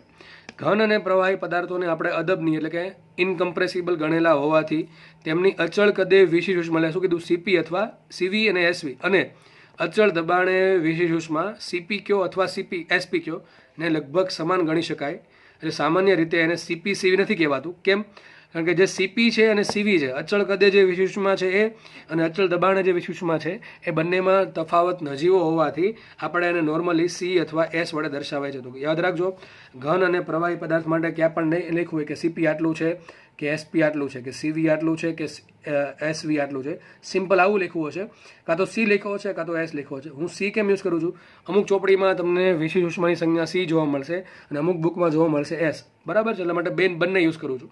તો ઘન અને પ્રવાહી માટે વિશેષ ઉષ્માને શેના વડે દર્શાવાય? મોસ્ટલી સી અને અથવા એસ વડે દર્શાવાય. વાયુમાં સીપી અથવા સીવી વડે દર્શાવાય છે, કારણ કે વાયુમાં સીપી અને સીવીમાં ડિફરન્સ વધારે છે, બરાબર છે. 1 મોલ જથ્થો હોય તો યાદ છે આપણને કે સીપી માઇનસ સીવી આર થાય, કેપિટલ આર છે વાયુનો નિયતાંક, બરાબર છે. વાયુ અચળાંક, સાર્વત્રિક વાયુનો અચળાંક, બરાબર, આર 8.314. તો એ ડિફરન્સ છે. પણ આજે ઘન અને પ્રવાહીમાં બહુ ડિફરન્સ હશે નહીં. ઓકે, ચલો આગળ વધીએ. હવે આપણે વાત કરીએ એકમની અથવા સૂત્રની. જુઓ, તો આપણે વ્યાખ્યા પરથી જ આનું સૂત્ર બનાવવાનું છે. દરેક પહેલાં વ્યાખ્યા સમજી લો તો સૂત્ર આરામથી બને. જુઓ, માનો કે મારી પાસે 1 કિલોગ્રામ પાણી છે, એનું તાપમાન મારે 1 સેન્ટીગ્રેડ વધારવું છે, તો કેટલી ઉષ્મા આપવી પડે? એની વિશેષ ઉષ્મા એસ જેટલી. માનો કે મારી પાસે એમ કેજી પાણી છે, તાપમાન વધારવું છે 1 સેન્ટીગ્રેડ, તો કેટલી જરૂર પડશે? અરે ભાઈ ત્રિપદી મૂકો. 1 કિલોગ્રામને જરૂર પડે છે એસની 1 સેન્ટીગ્રેડ માટે, તો એમ કિલોગ્રામને કેટલી જરૂર પડે? એમએસની. કેટલી જરૂર પડશે? એમએસની. તો આ ક્યુ મળી ગયું. કેટલું તાપમાન વધારવાનું છે? 1 સેન્ટીગ્રેડ વધારવું. તો 1 સેન્ટીગ્રેડ તાપમાન વધારવું હોય તો હવે વિચારો, એમ કિલોગ્રામ જથ્થો છે, એનું તાપમાન મારે 1 સેન્ટીગ્રેડ વધારવું છે, તો જરૂર પડી ઉષ્મા કેટલી? એમએસની. હવે મારી પાસે જથ્થો એમ કિલોગ્રામ જ છે, એનું તાપમાન મારે 5 સેન્ટીગ્રેડ વધારવું છે. 1 નહીં, કેટલું વધારવું? 5. તો કેટલી જરૂર પડે? અરે ભાઈ એમ કિલોનું તાપમાન 1 સેન્ટીગ્રેડ વધારવું હોય તો જરૂર પડે છે જથ્થો કેટલો ઉષ્માનો? એમએસ. તો જથ્થો એમને જ છે, પણ મારે 5 સેન્ટીગ્રેડ વધારવું કેટલી જરૂર પડે? 5 એમએસ. કેટલી જરૂર પડે? 5 એમએસ, બરાબર છે.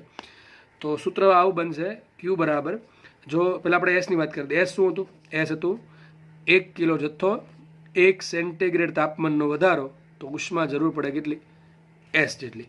એની જગ્યાએ મારી પાસે જથ્થો છે એમ કિલો, બરાબર છે, તાપમાન વધારવું છે ડેલ્ટા ટી સેન્ટીગ્રેડ, તો કેટલી જરૂર પડે? તો કે એકને જરૂર પડે છે એસની, તો આને કેટલી જરૂર પડશે? માટે જરૂર પડશે એમ એસ ડેલ્ટા ટી. કેટલી જરૂર પડશે? M S delta T.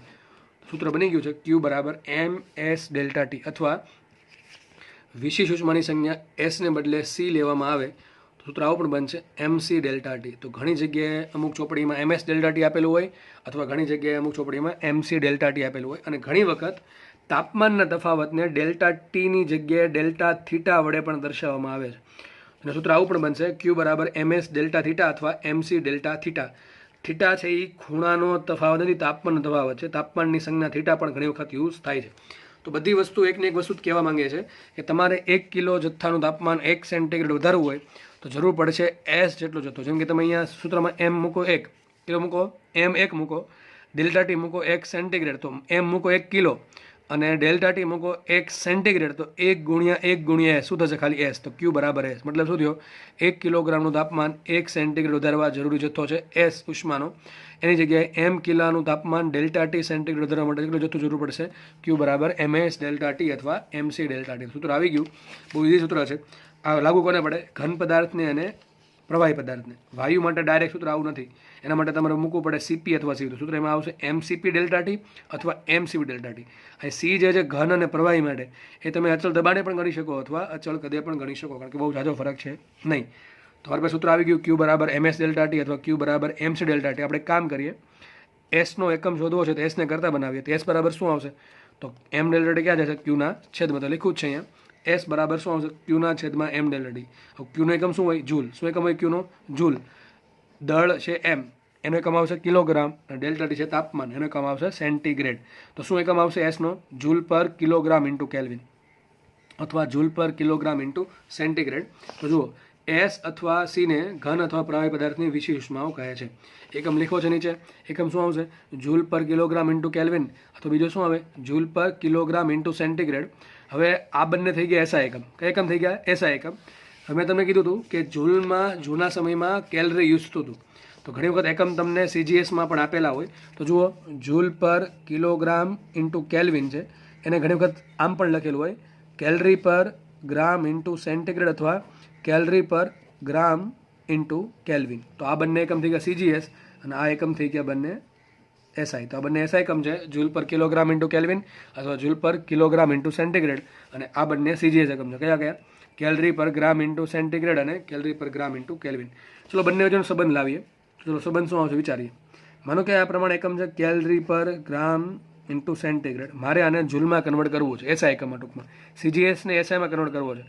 તો કેલરી એટલે શું થાય? 1 કેલરી એટલે થાય 4.186 જૂલ. શું થાય? 4.186 જૂલ. 1 ગ્રામ એટલે કેટલા કિલોગ્રામ થાય? તો કે 10⁻³ કિલોગ્રામ. ને સેન્ટીગ્રેડ, તો સેન્ટીગ્રેડ તો રહેશે, બરાબર છે. સેન્ટીગ્રેડ એ હોઈ શકે અથવા કેલ્વિન પણ હોઈ શકે, એનાથી કંઈ ફરક પડશે નહીં. આગળ વધીએ. આ 10⁻³ છે ક્યાં જાય? ઉપર. તો શું આવશે અહીંયા? 4186 આવશે. શું આવશે? 4186 જૂલ પર કિલોગ્રામ ઇન્ટુ સેન્ટીગ્રેડ. તો સંબંધ આવી ગયો. કેલરી પર ગ્રામ ઇન્ટુ સેન્ટીગ્રેડ બરાબર 4186 જૂલ પર કિલોગ્રામ ઇન્ટુ સેન્ટીગ્રેડ. તો ઘણી વખત છે ને સિમ્પલ શું લખાશે? 4200 જૂલ પર કિલોગ્રામ ઇન્ટુ સેન્ટીગ્રેડ. તો યાદ રાખો, જે સીજીએસ એકમ છે એ એસઆઈ એકમ કરતાં 42 ગણો મોટો છે. અહીં ઊંધું છે. મોટા ભાગે શું હોય? એસઆઈ એકમ મોટો હોય. જેમ કે 1 ન્યૂટન એટલે શું થાય? 10⁵ ડાઇન. તો ડાઇન સીજીએસ એકમ છે અને એસઆઈ એકમ છે ન્યૂટન. ન્યૂટન છે એ 1 લાખ ગણો મોટો છે, પણ અહીં ઊંધું છે. સીજીએસ એકમ છે કેલરી પર ગ્રામ ઇન્ટુ સેન્ટીગ્રેડ, એ છે 4200 ગણો જૂલ પર કિલોગ્રામ ઇન્ટુ સેન્ટીગ્રેડ કરતાં. તો આ થઈ ગયું. તમને મેં એકમ આપી દીધા. મોસ્ટલી 4 એકમ તમને દાખલામાં જોવા મળશે.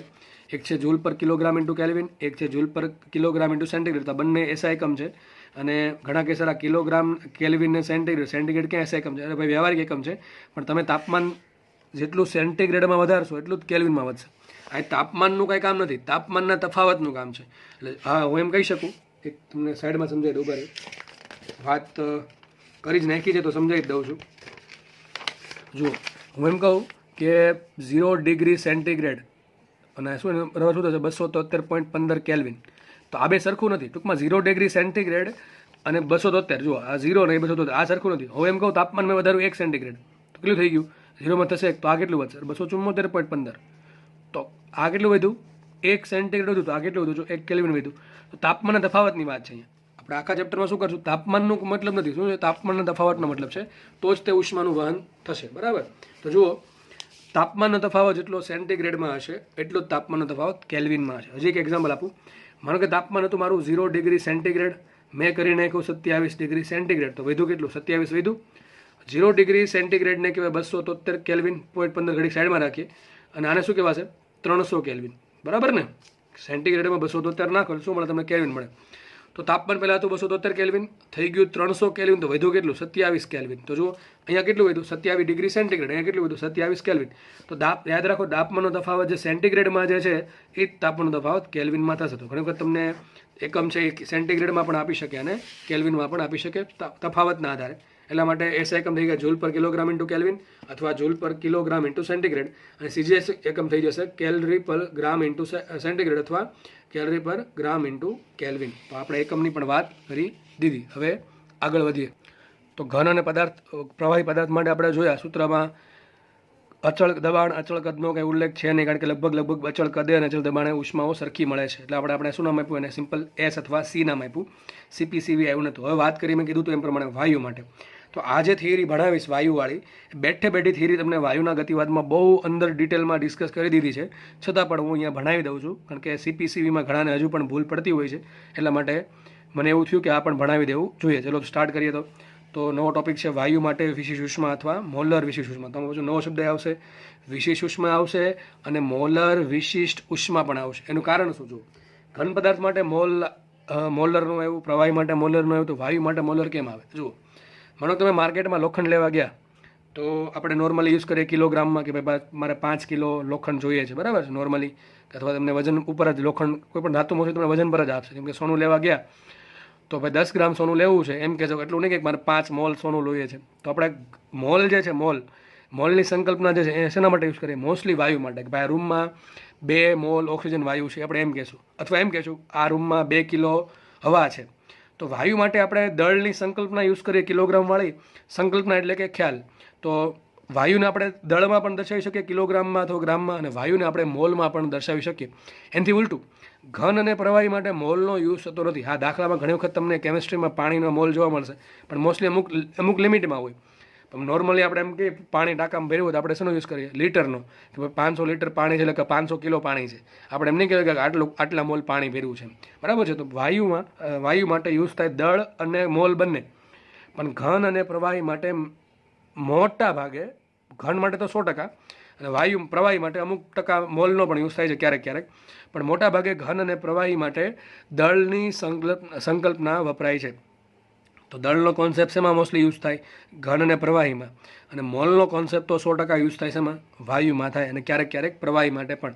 તો યાદ રાખો, ઘન અને પ્રવાહીને ખાલી એક જ ઉષ્મા હશે. કઈ? વિશિષ્ટ ઉષ્મા, એટલે કિલોગ્રામવાળી. એટલે કે એના સૂત્રમાં કિલોગ્રામ જ આવશે. 1 કિલો એમ. પણ વાયુ માટે 2 વિશિષ્ટ ઉષ્મા આવે. એક આવે વિશિષ્ટ ઉષ્મા સિમ્પલ, અને એક આવશે મોલર વિશિષ્ટ ઉષ્મા. એનું કારણ છે, વાયુને જ્યારે તમે દળમાં માપો ત્યારે આવશે વિશિષ્ટ ઉષ્મા, અને વાયુને જ્યારે તમે મોલમાં માપો ત્યારે આવશે મોલર વિશિષ્ટ ઉષ્મા. તો વાયુમાં તો બહુ ડિટેલમાં ભાઈ જવું પડશે. 4 વસ્તુ ભણવી પડે. 4 વસ્તુ કઈ જુઓ, 4 વસ્તુ વ્યવસ્થિત સમજી લેવાય. બરાબર છે? એક છે દળની સંકલ્પનાવાળી અને એક છે મોલની સંકલ્પનાવાળી. સર આ બધા કહે સર આ મનમાં તો એક સરસ સંકલ્પના શું બોલે છે ક્યારના? અરે ભાઈ, કોન્સેપ્ટ, દળનો કોન્સેપ્ટ યુઝ કરી શકાય વાયુમાં, અને મોલનો કોન્સેપ્ટ પણ યુઝ કરી શકાય. બરાબર?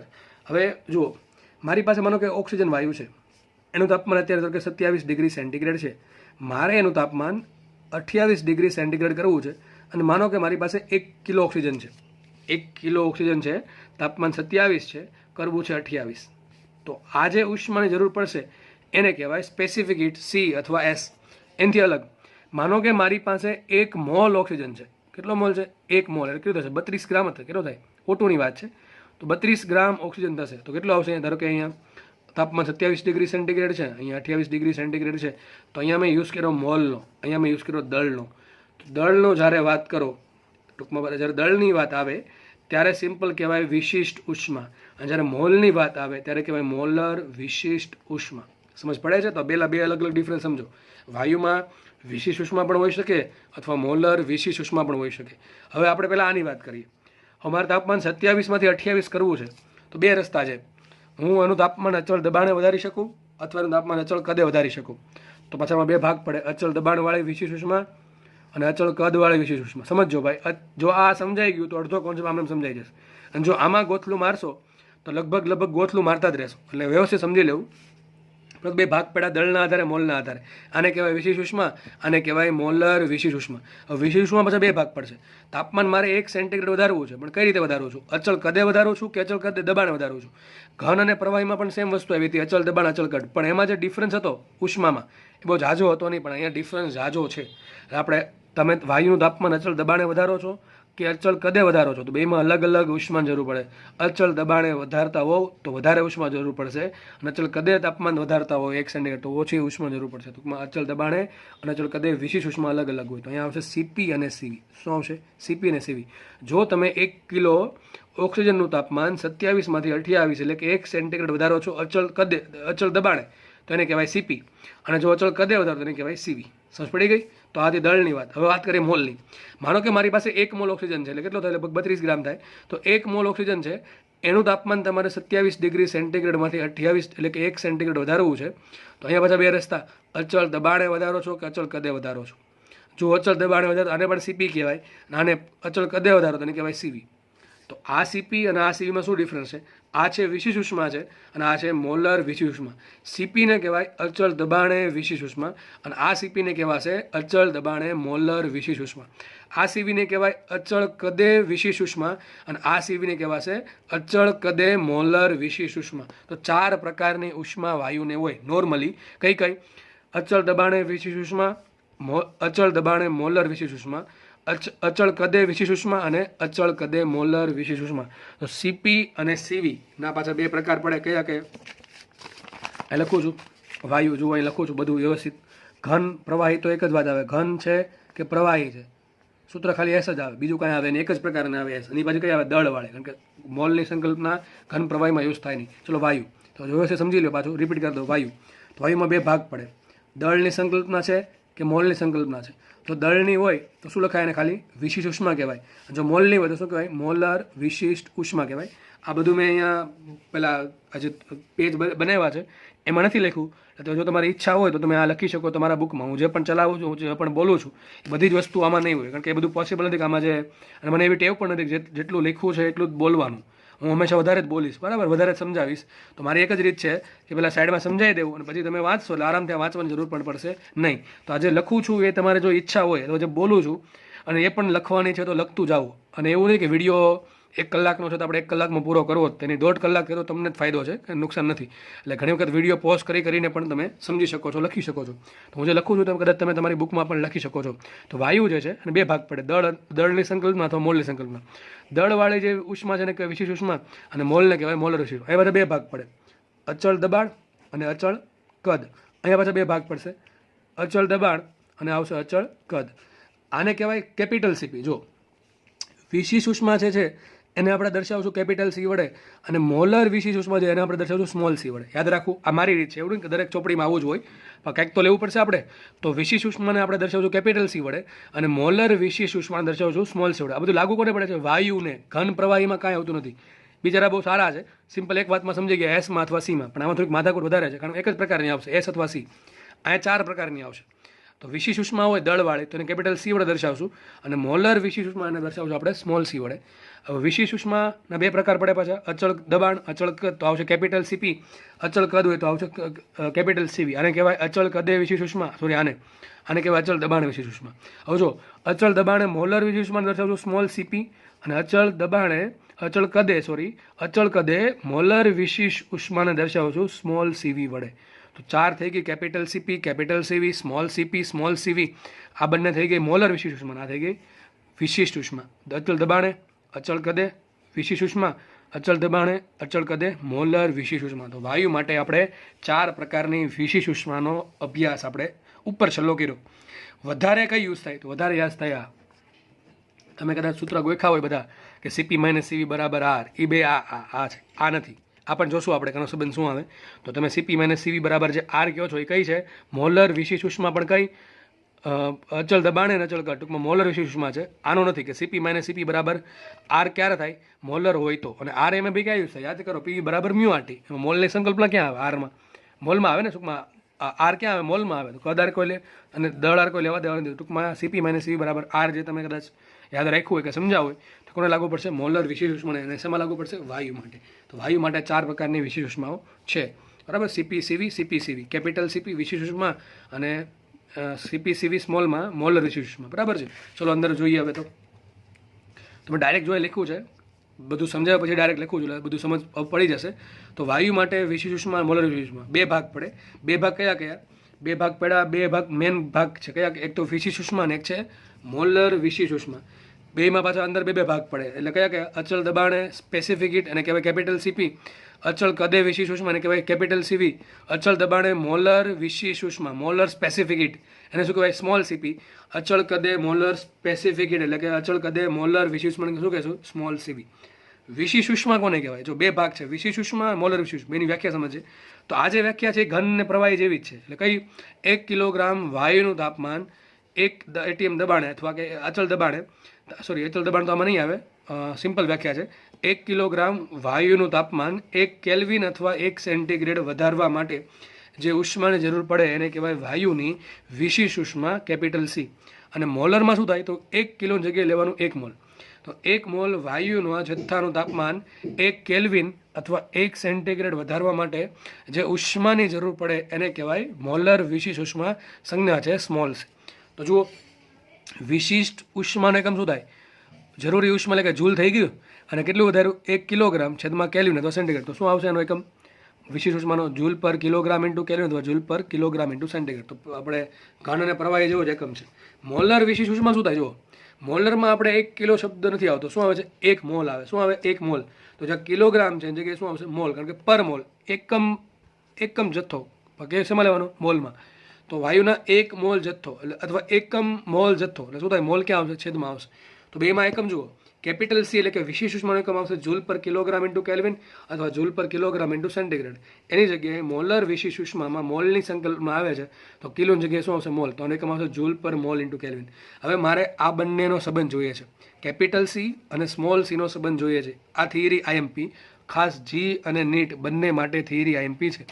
જુઓ તો આપણે હવે બંને વિશિષ્ટ ઉષ્મા અને મોલર વિશિષ્ટ ઉષ્મા કેપિટલ સી અને સ્મોલ સી વચ્ચેનો સંબંધ જોઈ લઈએ, બરાબર છે. ચલો હું અહીં તારવેલું છે પણ સાઈડમાં તમને બીજી તારવણી બતાવી દઉં. માનો કે મારી પાસે કેપિટલ સી છે, એનો એકમ શું થશે કેપિટલ સીનો, કેપિટલ સીનો એકમ થાય શું, સોરી કેપિટલ સીનો એકમ થશે જૂલ પર કિલોગ્રામ ઇન્ટુ કેલ્વિન. એક કામ કરી, આને હું મોલ વડે ગુણું અને મોલ વડે ભાંગી નાખું, બરાબર છે. હવે આ જે મોલ છે એને અહીંયા લેનો, કિલોગ્રામ નહીં, ટૂંકમાં આના પ્રમાણે રિપ્લેસ કરી દઉં તો આ પ્રમાણે લખું જૂલ પર મોલ ઇન્ટુ કેલ્વિન. અહીંયા શું આવી જશે મોલ ભાગ્યા કિલોગ્રામ. ફરીથી કહી દઉં, કેપિટલ સી છે વિશિષ્ટ ઉષ્મા, એનો એકમ થાય જૂલ પર કિલોગ્રામ ઇન્ટુ કેલ્વિન. મોલ વડે ભાંગું છું, મોલ વડે ગુણું છું. આ જે છેદમાં જે મોલ છે એને હું કિલોગ્રામ જગ્યાએ લઈ લઉં અને કિલોગ્રામને અહીંયા લઈ લઉં, ટૂંકમાં ખાલી સ્થાન રિપ્લેસ કરું છું. તો બનશે આવું જૂલ પર મોલ ઇન્ટુ કેલ્વિન અને કિલોગ્રામ અહીંયા છેદમાં અહીંયા બાજુમાં લખ્યા છે, મોલ ઉપરનું મોલ એમ રાખ્યું. તો આ શું બની ગયું, જો જૂલ પર મોલ ઇન્ટુ કેલ્વિન. જૂલ પર મોલ ઇન્ટુ કેલ્વિન કોનો એકમ થાય, યાદ કરો કોનો એકમ, હમણાં કીધું હતું મોલર વિશિષ્ટ ઉષ્માનો. સાબિત શું થયું, કેપિટલ સી જે હતી, આ તો હજી કેપિટલ સી જ છે ને આ બાજુ, તો એને મેં ચાળા કર્યા જ નથી. એને એકમ શું હતો જૂલ પર કિલોગ્રામ ઇન્ટુ કેલ્વિન. મોલ વડે ગુણ્યા મોલ વડે ભાંગા, ફરક કાંઈ પડે નહીં, બરાબર. અંશ અને છેદમાં સરખી વસ્તુ વડે ગુણો અને ભાંગો તો કંઈ ફરક પડતો નથી. ટૂંકમાં અહીં શું રહેશે સી. આ જે છે શું છે જૂલ પર મોલ ઇન્ટુ કેલ્વિન, એ શું છે જુઓ કેપિટલ સી એમ રાખું. આ જે છે મોલર વિશિષ્ટ ઉષ્મા શું છે સ્મોલ સી, બરાબર. મોલ ભાંગ્યા કેલ્વિન થઈ ગયું, સોરી મોલ ભાંગ્યા કિલોગ્રામ.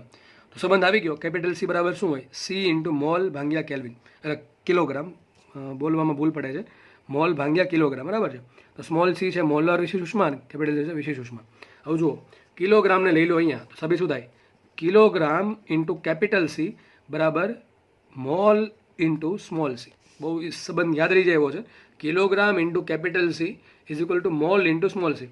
કેપિટલ સી શું છે વિશિષ્ટ ઉષ્મા, કોના પર ડિપેન્ડ કરે દળ પર. સી શું છે સ્મોલ સી મોલર વિશિષ્ટ ઉષ્મા, કોના પર ડિપેન્ડ કરે મોલ પર. તો યાદ રાખો જેના પર ડિપેન્ડ કરે એ ગુણી નાખવાનું બાજુમાં. તો કેપિટલ સી ગુણ્યા દળ બરાબર મોલ ગુણ્યા સ્મોલ સી. સ્મોલ સી છે મોલર વિશેષ ઉષ્મા, એટલે મોલ વડે ગુણ્યા, એટલે એવું આવે છે, સંબંધ એવો આવે છે. આ તો ઘણાને આ સાબિતી જોતી ના હોય, ડાયરેક્ટ યાદ રાખવા હોય પરીક્ષામાં ડાયરેક્ટ આપણે યુઝ કરશું. આ બધું તારવા બેસવાનું નહીં, એટલો બધો સમય નથી હોતો, તો આપણે યાદ આ રાખવાનું છે. ફરીથી લખી દઉં નીચે કે કિલોગ્રામ ઇન્ટુ કેપિટલ સી બરાબર મોલ ગુણ્યા સ્મોલ સી. તો આ છે મોલર વિશેષ ઉષ્મા, એને મોલ વડે ગુણી દેવાની, અને આ જે વિશેષ ઉષ્મા દળ પર ડિપેન્ડ કરે તો દળ વડે ગુણી દેવાની. બેનો ગુણાકાર કેવો થાય? સરખો થાય. એક કામ કરીએ, દળ આ કિલોગ્રામ કોને કમ થાય? દળનો. આપણે આને દળની જગ્યાએ કિલોગ્રામ જગ્યાએ દળ લખી નાખું એમ, તો સાબિત થઈ ગયું એમ ઇન્ટુ કેપિટલ સી બરાબર મ્યુ ઇન્ટુ સ્મોલ સી. તો સાબિત સંબંધ આવી ગયો. આ સંબંધ તમારે યાદ રાખવાનો છે. M into capital C is equal to mu into small C. Capital M છે દળ, સી છે વિશેષ ઉષ્મા, મ્યુ છે શું? મ્યુ શું છે? મોલ છે, અને સ્મોલ સી છે મોલર વિશેષ ઉષ્મા. ભાઈ મોલર વિશેષ ઉષ્મા તો મોલ વડે ગુણ નાખવાના, અને વિશિષ્ટ ઉષ્મા એટલે કે દળવાળી વિશેષ ઉષ્મા હોય, એટલે કે કિલોગ્રામ છેદમાં આવતું હોય તેના વડે ગુણ નાખવાના, દળ એમ વડે. તો સંબંધ યાદ રાખવાના બહુ જરૂર પણ નથી. ટૂંકમાં આમ આરામથી યાદ રહી જાય એવું છે. એવું કંઈ બહુ ખતરનાક સૂત્ર નથી આવ્યું કે યાદ ન રહે એવું. તો મેં તમને હિન્ટ પણ આપી કઈ રીતે યાદ રાખવું. તો હિન્ટ એ છે કે જે વિશેષ ઉષ્મા એને ગુણ નાખવાનું. વિશેષ ઉષ્મા હોય તો દળ વડે ગુણવાની, અને મોલર વિશેષ ઉષ્મા હોય તો મોલ વડે ગુણવાની. બેનો ગુણાકાર કેવો થાય? સરખો. સૂત્રને આપણે આગળ વધારશું. તો સૂત્ર છેલ્લે આવું સાબિત થઈને M into capital C is equal to mu into small C. તો છેલ્લે આપણે હમણાં જોયું M into capital C is equal to mu into small C. આ કેપિટલ સી છે વિશેષ ઉષ્મા, આ સ્મોલ સી છે મોલર વિશેષ ઉષ્મા, એટલે મોલ વડે ગુણ્યા અને દળ વડે ગુણ્યા. બરાબર. એક કામ કરીએ, જથ્થો કોને મ્યુ કોને કહેવાય? મ્યુ બરાબર શું થાય? દળ ભાંગ્યા અણુભાર. યાદ કરો શું થાય? દળ ભાંગ્યા અણુભાર. દળ શું આવે? એમ, અને એમો શું આવે? અણુભાર આવે કે ન આવે? બરાબર. તો લખી નાખીએ M into capital C is equal to M by M O into C. થઈ ગયું કે નહીં? આવું એમ થઈ ગયા કેન્સલ. જુઓ, પણ એમઓ શેમાં લેવાનું? આ એમ શેમાં છે? કિલોગ્રામમાં. આ ક્યારે ઉડે? આ કિલોગ્રામમાં છે. શેમાં છે? કિલોગ્રામમાં છે. કારણ કે આ બધું એસઆઈ એકમમાં વાત થતી હતી. હવે જથ્થો જે છે એને બરાબર શું કહે? દળ ભાંગ્યા અણુભાર. હવે આ બે દળ ઉડે ક્યારે? 2 કિલોગ્રામમાં હોય તો જ. બાકી તમારે ઘાત લખવી પડે, 10 - 3 ઘાત પ્લસ 3 ઘાત ટૂંકમાં ગ્રામમાં હોય તો. હવે આ એમ અને આ એમ ઉડાડવા છે તો ક્યારે ઉડે? બંને કિલોગ્રામમાં હોય તો. મ્યુ છે મોલ, આ કિલોગ્રામમાં છે, અને અણુભારનો એકમ શું થાય? ગ્રામ પર મોલ. શું આપણે નોર્મલી લઈએ? ગ્રામ પર મોલ. તો સમજાય દઉં બાજુમાં. મ્યુ થાય એમ બાય એમઓ. એમઓ શેમાં હોય? કિલોગ્રામ. એમ કિલોગ્રામમાં છે, એમઓ શેમાં હોય? ગ્રામ પર મોલ થાય ને, નોર્મલી ગ્રામ પર મોલ હોય. હવે અહીંયા કિલોગ્રામ ને ગ્રામ ઉડવાના નથી, તો શેમાં લેવું પડે? કિલોગ્રામમાં લેવું પડે. શેમાં લેવું પડે? એમો કિલોગ્રામમાં લેવું પડે. યાદ રાખો, જો કિલોગ્રામમાં લેશ તો ઉપર કિલોગ્રામ, તો શું આવી થઈ ગયું? Mu is equal to M by M O. M થઈ ગયું કિલોગ્રામમાં, અને એમો થઈ ગયું કિલોગ્રામ પર મોલમાં. કિલોગ્રામ ઉડશે ને મોલ ક્યાં જશે? ઉપર. તો મ્યુનો શું એકમ આવશે? મોલ. યાદ રાખો, તાત્પર્ય કહેવાનું એવું છે કે એમ બાય એમઓ. મ્યુ બરાબર તો બધાને ખબર જ છે, દળ ભાંગ્યા અણુભાર. એમ બાય એમઓ. એમ છે કિલોગ્રામમાં, તો એમઓ પણ ફરજિયાત કિલોગ્રામમાં છે. લખી દઉં છું, એમઓનો એકમ છે અત્યારે કિલોગ્રામ પર મોલ. જો એકમ ના હોય તો તમારે 10 - 3 ઘાત વડે -3 ઘાત વડે ગુણવા પડે, ગ્રામમાં હોય તો. બરાબર છે. પણ આપણે ઘાત લાવી નથી, એટલા માટે યાદ રાખો એમઓ છે કિલોગ્રામ પર મોલમાં. તો જુઓ, આ એમ કિલોગ્રામમાં, આ એમ કિલોગ્રામમાં, બંને ઉડી ગયા તો એમઓ આવશે અહીંયા. માટે સાબિત થઈ ગયું MO into capital C is equal to small C. સૂત્ર, બીજું સૂત્ર. એક સૂત્ર આ હતું, આ યાદ રહે તો આ પણ ઠીક છે. Capital M into capital C is equal to mu C. Mu C છે મોલર વિશેષ ઉષ્મા, કેપિટલ સી છે દળવાળી વિશેષ ઉષ્મા, એટલે જે વસ્તુ એને ગુણી નાખવાની. બરાબર છે. મ્યુ મીકા એમ બાય એમઓ. એમઓ છે કિલોગ્રામ પર મોલમાં, તો એમ ઉડી જશે કિલોગ્રામ વચ્ચે છેલ્લે આવું સંબંધ આવી ગયો. MO into C is equal to small C. આ સંબંધ ડાયરેક્ટ તમે યાદ રાખી શકો છો. તો small C is equal to MO into capital C, પણ કન્ડિશન એ છે એમઓ શેમાં છે? ગ્રામ પર મોલમાં, ને કિલોગ્રામ પર મોલમાં છે. તો બે સૂત્ર તમારે યાદ રહેવા. બંને સૂત્ર તમારે ફરજિયાત યાદ રાખવાના છે કે કેપિટલ સી એટલે કે વિશેષ ઉષ્મા ગુણ્યા દળ બરાબર મોલર વિશેષ ઉષ્મા ગુણ્યા મોલ. બંને આ કિલોગ્રામમાં છે. બરાબર છે. એ જ રીતે સંબંધ સાબિત થાય આવું MO into capital C is equal to small C. તો બંને સંબંધ ફરજિયાત તમે યાદ રાખવા જરૂરી છે. બરાબર. આમાં એક ભૂલ એક જ પડે છે કે એમો આપણે ગોખો હોય કે ગ્રામ પર મોલમાં, કે ઓક્સિજનનો આટલો છે, નાઇટ્રોજનનો આટલો છે, તો ગ્રામ પર મોલમાં નહીં પણ કિલોગ્રામ પર મોલમાં મૂકો. બરાબર. તો છેલ્લે કન્ક્લુઝન એટલું જ આવ્યું. બરાબર છે. અહીંયા પણ એ જ લખેલું છે, આજે સાબિત કર્યું છે. એમાં આ સાબિતીની કંઈ જરૂર મેં કીધું નથી હવે વાંચવાની. મોલ વડે ગુણ્યા, મોલ વડે ભાંગ્યા બધું સમજાવી દીધું છે. તો સૂત્ર છેલ્લે શું આવશે? M into capital C is equal to mu into small C. બરાબર છે. આગળ વધીએ આપણે. તો ગુજરાતીમાં લખ્યું જ નીચે દળ ગુણ્યા વિશેષ ઉષ્મા બરાબર મોલ ગુણ્યા મોલર વિશેષ ઉષ્મા. અને જો આ આપણે તમને ખબર છે સી જે છે એના બે પ્રકાર પડે, સીપી ને સીવી. આ જે સી છે એના બે પ્રકાર પડે, સીપી ને સીવી. તો લખ્યું છે અહીંયા M into CP is equal to mu CP, અને એ જ રીતે M into CV is equal to mu into CV. બરાબર છે. તો સૂત્ર મેન છે આ M C is equal to mu C. બરાબર. તો બીજું સૂત્ર કયું હમણાં MO into capital C is equal to small C. તો બંને સૂત્ર કામના છે. બરાબર છે. તો 1 2 ટૂંકમાં તો સીપી સીવી તો ખબર જ પડે, અહીંયા સીપી હોય તો અહીંયા સીપી જ હોય, અહીંયા સીવી હોય તો અહીંયા સીવી હોય. તો છેલ્લે સૂત્ર અહીંયા પણ સાબિતી મેં કરી હતી જ, small C is equal to MO into C. એમોને એકમ શું છે કિલોગ્રામ પર મોલ. તો જે પણ તમને સાઈડમાં હમણાં સમજાવ્યું હતું અલગ પેજમાં અહીંયા લખેલું છે, તો તમારે આ ઉતારી લેવું. બરાબર તમારા ચોપડામાં. અને અત્યાર સુધીમાં શું યાદ રાખવાનું છે ખાલી, કદાચ ઘણાને સાબિતી કે બધું પલ્લે પડતું ના હોય, મગજ થોડોક ચલાવતા ના હોય. મગજ તો બધા પાસે હોય જ, પણ કેટલો ચલાવો છો એના પર ડિપેન્ડ કરે. જો મગજ ચાલતો ના હોય તો સૂત્ર કયા યાદ રાખવાના એ કહી દઉં છું. પહેલાં તો ચાલવો જ જોઈએ. ન ચાલતો હોય તો ફરી વિડીયો રિવાઇઝ કરીને જુઓ, 100% ખબર પડી જ જશે. અને છતાં પણ ખબર ન પડે તો કાં તો મેસેજ કરો તો કોલ કરો, એટલે ખબર પડી જ જાય. તો શું સૂત્ર આવ્યું છે એટલે યાદ ક્યાં રાખવાના, M into capital C is equal to mu into small C. બીજું આવ્યું સ્મોલ સી બરાબર એમઓ ગુણ્યા કેપિટલ સી. બરાબર. એટલે સૂત્ર આવ્યું પાછું આમાં પણ તમે સીપી સીવી યુઝ કરો તો શું આવશે, M CP is equal to mu CP, અને M CV is equal to mu into small CV. આ છે વિશિષ્ટ ઉષ્મા બંને, અચલ દબાણ અચલ કદે, અને આ છે મોલર વિશિષ્ટ ઉષ્મા અચલ દબાણ અચલ કદે. તો ખાલી આ બે સૂત્ર યાદ રાખવાના છે, 1 અને 2. બરાબર છે. ચલો આગળ વધીએ આમાં. હવે આપણે જેમ ઘન પદાર્થ માટે સૂત્ર બનાવ્યા હતા, બરાબર. કયું સૂત્ર બનાવ્યું હતું હમણાં, ક્યુ બરાબર એમએસ ડેલ્ટા ટી. કયું બનાવ્યું હતું યાદ કરો, ક્યુ બરાબર એમએસ ડેલ્ટા ટી, અથવા કયું હતું બીજું ક્યુ બરાબર એમસી ડેલ્ટા ટી. બંને વસ્તુ એક જ છે, એસ અને સી સરખા જ છે, સંજ્ઞા ખાલી અલગ અલગ છે. હવે આમાં અચલ દબાણ નહીં આવે, અચલ કદ નહીં આવે, કારણ કે ફરક પડતો નથી એનાથી, બેમાં લગભગ સરખું જ મળે છે. એટલે એક સૂત્ર આવે ટૂંકમાં ક્યુ બરાબર એમએસ ડેલ્ટા ટી. આપણે અહીંયા 4 સૂત્ર આવશે, કેમ કે મેં તો વાત કરીએ ક્યુ કયું છે. તો જો સી જે છે એ વિશિષ્ટ ઉષ્મા હોય, એટલે કે દળવાળી, તો સૂત્ર શું આવશે એમસી ડેલ્ટા ટી. હમણાં બનાવ્યું હતું એ જ રીતે. અને જો સી જે છે અહીં જો કેપિટલ સી છે, આ જે છે એ કેપિટલ સી છે અને એ છે સ્મોલ સી. તો યાદ રાખો, તમને જ્યારે વાયુની સ્પેશિયલ વાત હોય, જો ઘન પ્રવાહી પદાર્થની વાત હોય તો સિમ્પલ તમને કઈ વિશિષ્ટ ઉષ્મા જ આપી હશે. એ કોઈ ગાંડા નથી તમને મોલર વિશિષ્ટ ઉષ્મા આપે ઘન અને પ્રવાહી માટે. પણ વાયુ માટે રકમ જોવી પડે કે રકમમાં શું આપ્યું છે. વાયુ માટે જો મોલર વિશિષ્ટ ઉષ્મા આપે તો સૂત્ર આવશે મોલવાળું, એટલે કે મ્યુ સી ડેલ્ટા ટી. અને જો વાયુ માટે તમને વિશિષ્ટ ઉષ્મા આપે, એટલે કે દળ આપે, તો સૂત્ર આવશે એમસી ડેલ્ટા ટી. તો બે સૂત્ર ક્યારે વાપરવું એ ડિપેન્ડ કરે રકમ પર. તમને સી શેમાં આપેલું છે, સી તમને વિશિષ્ટ ઉષ્મા હોય, સૂત્ર આવશે દળવાળું એમસી ડેલ્ટા ટી. અને જો સી હોય તમને મોલર વિશિષ્ટ ઉષ્મા, સૂત્ર આવશે ક્યુ બરાબર મ્યુ સી ડેલ્ટા ટી. પાછામાં બે ભાગ પડે. એમ કીધું હોય કે પ્રક્રિયા અચળ કદે થાય છે, સૂત્ર શું આવશે તો, અને એમ દાખલો એમ કીધું છે પ્રક્રિયા અચળ કદે થાય છે, અચળ કદે, અને વિશિષ્ટ ઉષ્મા આપેલી છે, તો સૂત્ર આવશે વિશિષ્ટ ઉષ્મા એટલે એમ વાળું. એમાં પણ પાછું કયું અચળ કદ, તો સૂત્ર શું આવશે સીવી આવશે. તો સૂત્ર શું બની ગયું ક્યુ બરાબર એમ સીવી ડેલ્ટા ટી. માનો કે રકમમાં તમને વિશિષ્ટ ઉષ્મા આપેલી, એટલે સૂત્ર આ યુઝ થશે. અને એમાં કીધું છે અચળ દબાણ, સૂત્ર શું આવશે એમ સીપી ડેલ્ટા ટી. તો 4 સૂત્ર આપણી પાસે છે, M CP delta T, M CV delta T, mu CP delta T અને mu CV delta T.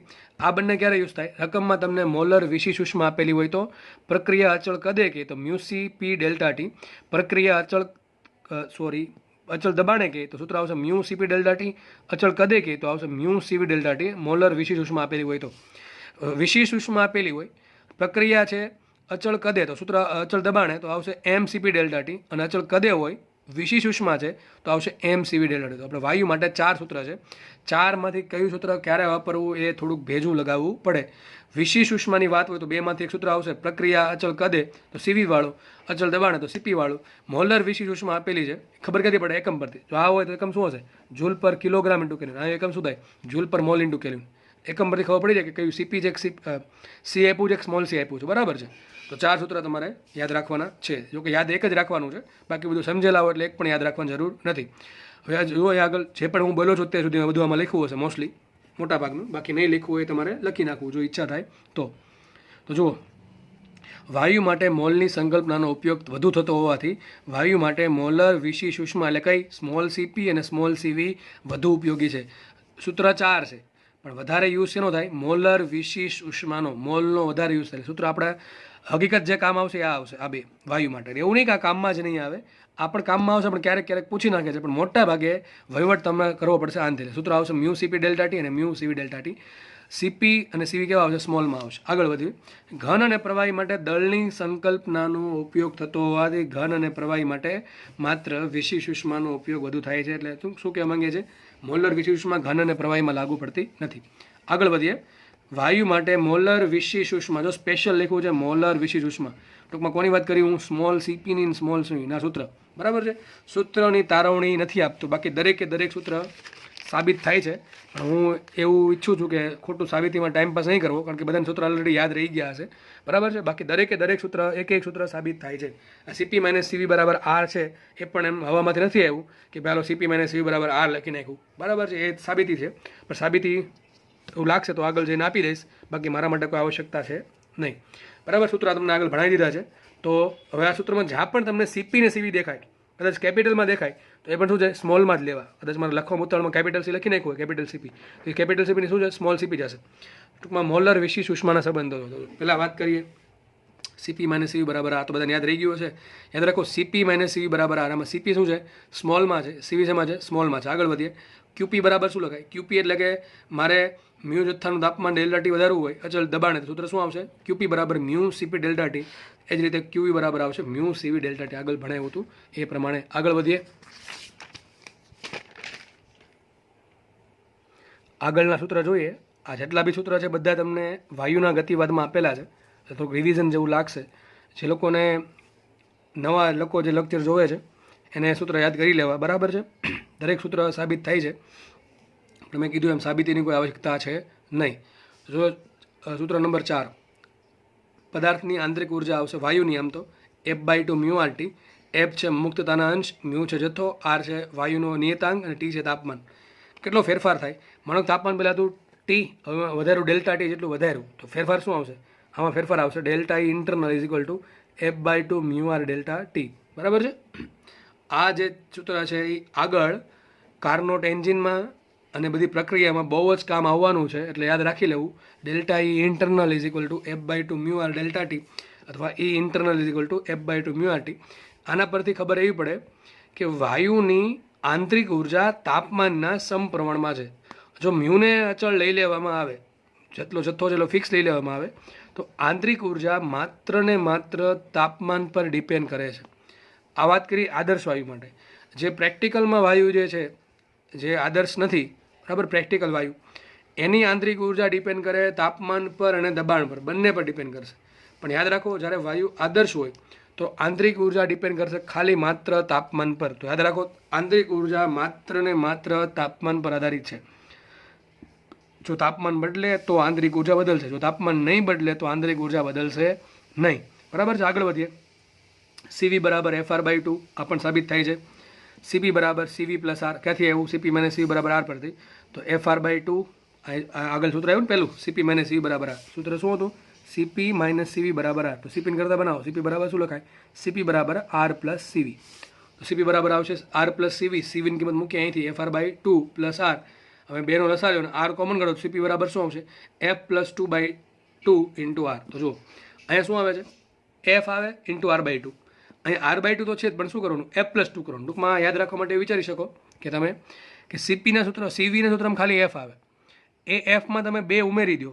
R/2 તો એમાં ગુણવાના છે. જો અહીંયા R/2 છે, અહીંયા R/2 છે, તો ટૂંકમાં આમ કહી દઉં, સીવીમાં ખાલી આવશે F ઇન્ટુ R/2. અને સીપીમાં શું આવે? એફમાં 2 ઉમેરવાનું, F+2 ઇન્ટુ R/2, બરાબર છે. તો સીવી બરાબર આવશે FR/2, અને સાબિત કર્યું આપણે. સીપી બરાબર આવશે F+2 ઇન્ટુ R/2. ટૂંકમાં 2 ઉમેરી દો. અહીંયા 3 હોય તો અહીંયા 5 હોય, અહીંયા 7 હોય તો અહીંયા 9 હોય, અહીંયા 5 હોય તો અહીંયા 7 હોય, એ રીતે, બરાબર છે. પછી એક આવે ગેમા. ગેમા બહુ ઇમ્પોર્ટન્ટ વસ્તુ છે, બરાબર છે. તો ગેમા શું હોય? CP/CV. પણ CP/CV કયું? મોલર. આ બધું શેમાં છે? મોલર વિશિષ્ટ ઉષ્મા છે. સીપીની કિંમત મૂકીએ શું આવશે? F+2 R/2. અહીંયા શું આવશે? FR/2. R/2 ઉઠશે એટલે શું વધશે? ખાલી F+2 છેદમાં F. F વડે ભાંગી નાખો શું આવશે? 1+2/F. આ સૂત્ર પૂછાણેલું છે, સૂત્ર નીટમાં પૂછાયેલું છે. ખાલી સૂત્ર કે ગેમા બરાબર શું થાય? મુક્તના અંશ F હોય તો સૂત્ર શું આવશે? 1+2/F. અને એક સૂત્ર Fનું પૂછ્યું હતું, એમાં તમારે શું કરવાનું? આ F છે, આ F સ્વરૂપે તમારે લાવવાનું છે ગેમામાં આન્સર. તો આ હોમવર્ક છે મારું. ગેમા બરાબર 1+2/F છે, તો એક કામ કરવાનું, 1ને જવા દેવો આ બાજુ, એટલે શું આવશે? ગેમા -1 બરાબર 2/F. અને એમાંથી Fને કરતાં બનાવો તો શું આન્સર આવે? એ જે આન્સર આવે એ પણ પૂછાયેલો છે. તો F બરાબર ગેમામાં સૂત્ર શું આવે તમારે હોમવર્કમાં કરી દેવાનું. તો સૂત્ર પૂછાય છે gamma is equal to CP by CV, સૂત્ર આવશે F+2/F, અહીંથી આવે છે અને કિંમત મૂકી સીપીની, અહીંથી કિંમત મૂકી સીવીની, તો F+2/F ઇઝ આવશે 1+2/F. આગળ વધીએ. સીવી બરાબર થાય FR/2 અને જુઓ ઇન્ટરનલ શું થાય, આંતરિક ઉર્જા F/2 મ્યુ આટ. હવે જુઓ મ્યુ લઈ લઉં એક મોલ, શું લેવું છું આ ધ્યાનથી સમજજો, આ બહુ કામની વસ્તુ છે. સીવી બરાબર જોયું આપણે FR/2 અને એ જોયું આપણે ઇન્ટરનલ શું જોયું F/2 મ્યુ આરટી.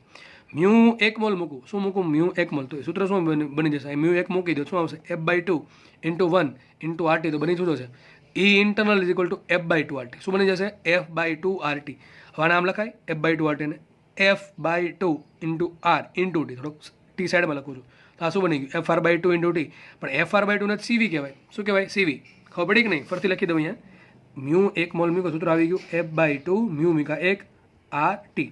હવે FR/2 ને શું કહેવાય સીવી કહેવાય, લખ્યું છે સાઈડમાં, શું કહેવાય FR/2 ને સીવી. તો યાદ રાખો ઈ ઇન્ટરનલ શું આવે, ઈ ઇન્ટરનલ બરાબર સીવી ઇન્ટુ ટી. શું આવશે ઈ ઇન્ટરનલ બરાબર સીવી ઇન્ટુ ટી, પણ ક્યારે મ્યુ એક મોલ હોય તો, અથવા આ પ્રમાણે લખી શકો ઈ ઇન્ટરનલ બરાબર સીવી ઇન્ટુ મ્યુ ટી મોટા ભાગે, બરાબર છે. આપણે કામ કરીએ તો સૂત્ર છેલ્લે આવી ગયું E internal is equal to F/2 RT, બરાબર છે. હવે આ જે ઇન્ટરનલ જે છે એનું કરી નાખું વિકલન, શું કરી નાખું વિકલન, કોણ સાપેક્ષ, તાપમાન સાપેક્ષ, થાય શું આવશે E internal D internal by DT is equal to F/2 R કેવા છે અચળ, અને ટીની સાપેક્ષ વિકલન થશે એક, તો શું આવી ગયું FR/2 નું કહેવાય સીવી. તો છેલ્લે સાબિત શું થઈ ગયું કે હું આંતરિક ઉર્જાનું તાપમાનની સાપેક્ષે વિકલન કરીશ મ્યુ બરાબર એક મોલ જથ્થા માટે, શું આવશે મને સીવી આવશે. તો સીવીનું બીજા બે સૂત્ર છે, યાદ રાખો સીવી બરાબર શું આપણે ભણ્યા, સીવી બરાબર ભણ્યા FR/2 અને શું ભણ્યા આપણે બીજું હમણાં શું ભણ્યા ડી ઇન્ટરનલ બાય ડીટી, બરાબર છે અચળ કદ માટે. તો CV is equal to D internal by DT અચળ કદ માટે ઇઝ ઇક્વલ ટુ ફેરફાર મોટો તો આવશે delta E internal by DT અચળ કદ માટે બરાબર FR/2. તો તમારામાં બે સૂત્ર યાદ રાખવાના, સીવી બરાબર ડી ઇન્ટરનલ બાય ડીટી, ટૂંકમાં આંતરિક ઉર્જાનું તાપમાનની સાપેક્ષે વિકલન એક મોલ જથ્થા માટે સીવી આપે છે, બરાબર છે. તો આ તમારે જોઈ લેવું. આગળ વધીએ આપણે, તો સૂત્ર અહીંયા જોઈ લો સીવી બરાબર ડી ઇન્ટરનલ બાય ડીટી, અથવા ફેરફાર મોટો તો delta E internal by delta T is equal to FR/2. આના પરથી સીપીનું પણ એક સૂત્ર આવે છે, એ તમારા કોઈ કામનું નથી. સીપીનું સૂત્ર આવશે આ રીતે, આપણે કેમ ડી આવશે delta H DH by DT અચળ કદે, એચ છે એન્થાલ્પી, બરાબર છે. આ પણ સૂત્ર આવે છે. સૂત્ર શું આવે એચનું, એચ ઇઝ ઇક્વલ ટુ શું હોય, H is equal to you plus P V, શું હોય H is equal to you plus PV, અથવા આમ કહી દો તમને એન્થાલ્પી હશે ઈ ઇન્ટરનલ પ્લસ પીવી, શું હશે ઈ ઇન્ટરનલ પ્લસ પીવી. તો ડેલ્ટા એચ આવશે delta E internal plus delta P V plus V delta P, બરાબર છે. તો આના પરથી આપણે સૂત્ર સાબિત કરી શકીએ છીએ પહેલું, ઓકે છે. આ તો હું સાબિત નહીં કરતો આગળ, તો આના પરથી સાબિત એવું થાય કે સીપી ઇઝ ઇક્વલ ટુ આવશે DH બાય ડીટી અચળ કદ માટે. આ કંઈ કામનું છે તો મેં ખાલી એક્સ્ટ્રા માહિતી આપી છે. તમારે યાદ રાખવા છે ખાલી સીવીનું સૂત્ર, સીવી બરાબર હોય ડી ઇન્ટરનલ બાય ડીટી અચળ કદ માટે, અથવા બરાબર લખાય FR/2. સૂત્ર મોસ્ટલી બધા અહીંયા આવી ગયા છે, બરાબર છે. તો હવે સૂત્ર બધા સાબિતી સહિત તમને અમે કીધા છે. એક સૂત્ર જે છે આ છે CP - CV બરાબર R, નીકળી ગયું.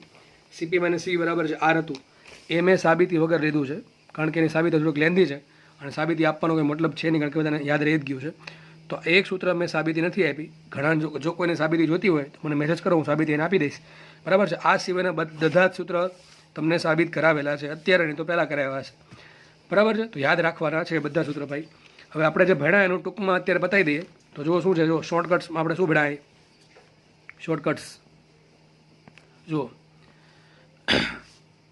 ઘન અને પ્રવાહી માટે શું લખાય, ક્યુ બરાબર MS ડેલ્ટા, એટલું ભણ્યા હતા, બરાબર છે. વાયુ માટે શું ભણ્યા હતા, ક્યુ બરાબર શું હોય મ્યુસી ડેલ્ટા ટી હોય, ક્યારે સી શું છે મોલર વિશિષ્ટ, એના બે ભાગ પડશે CP અને CV વાળા.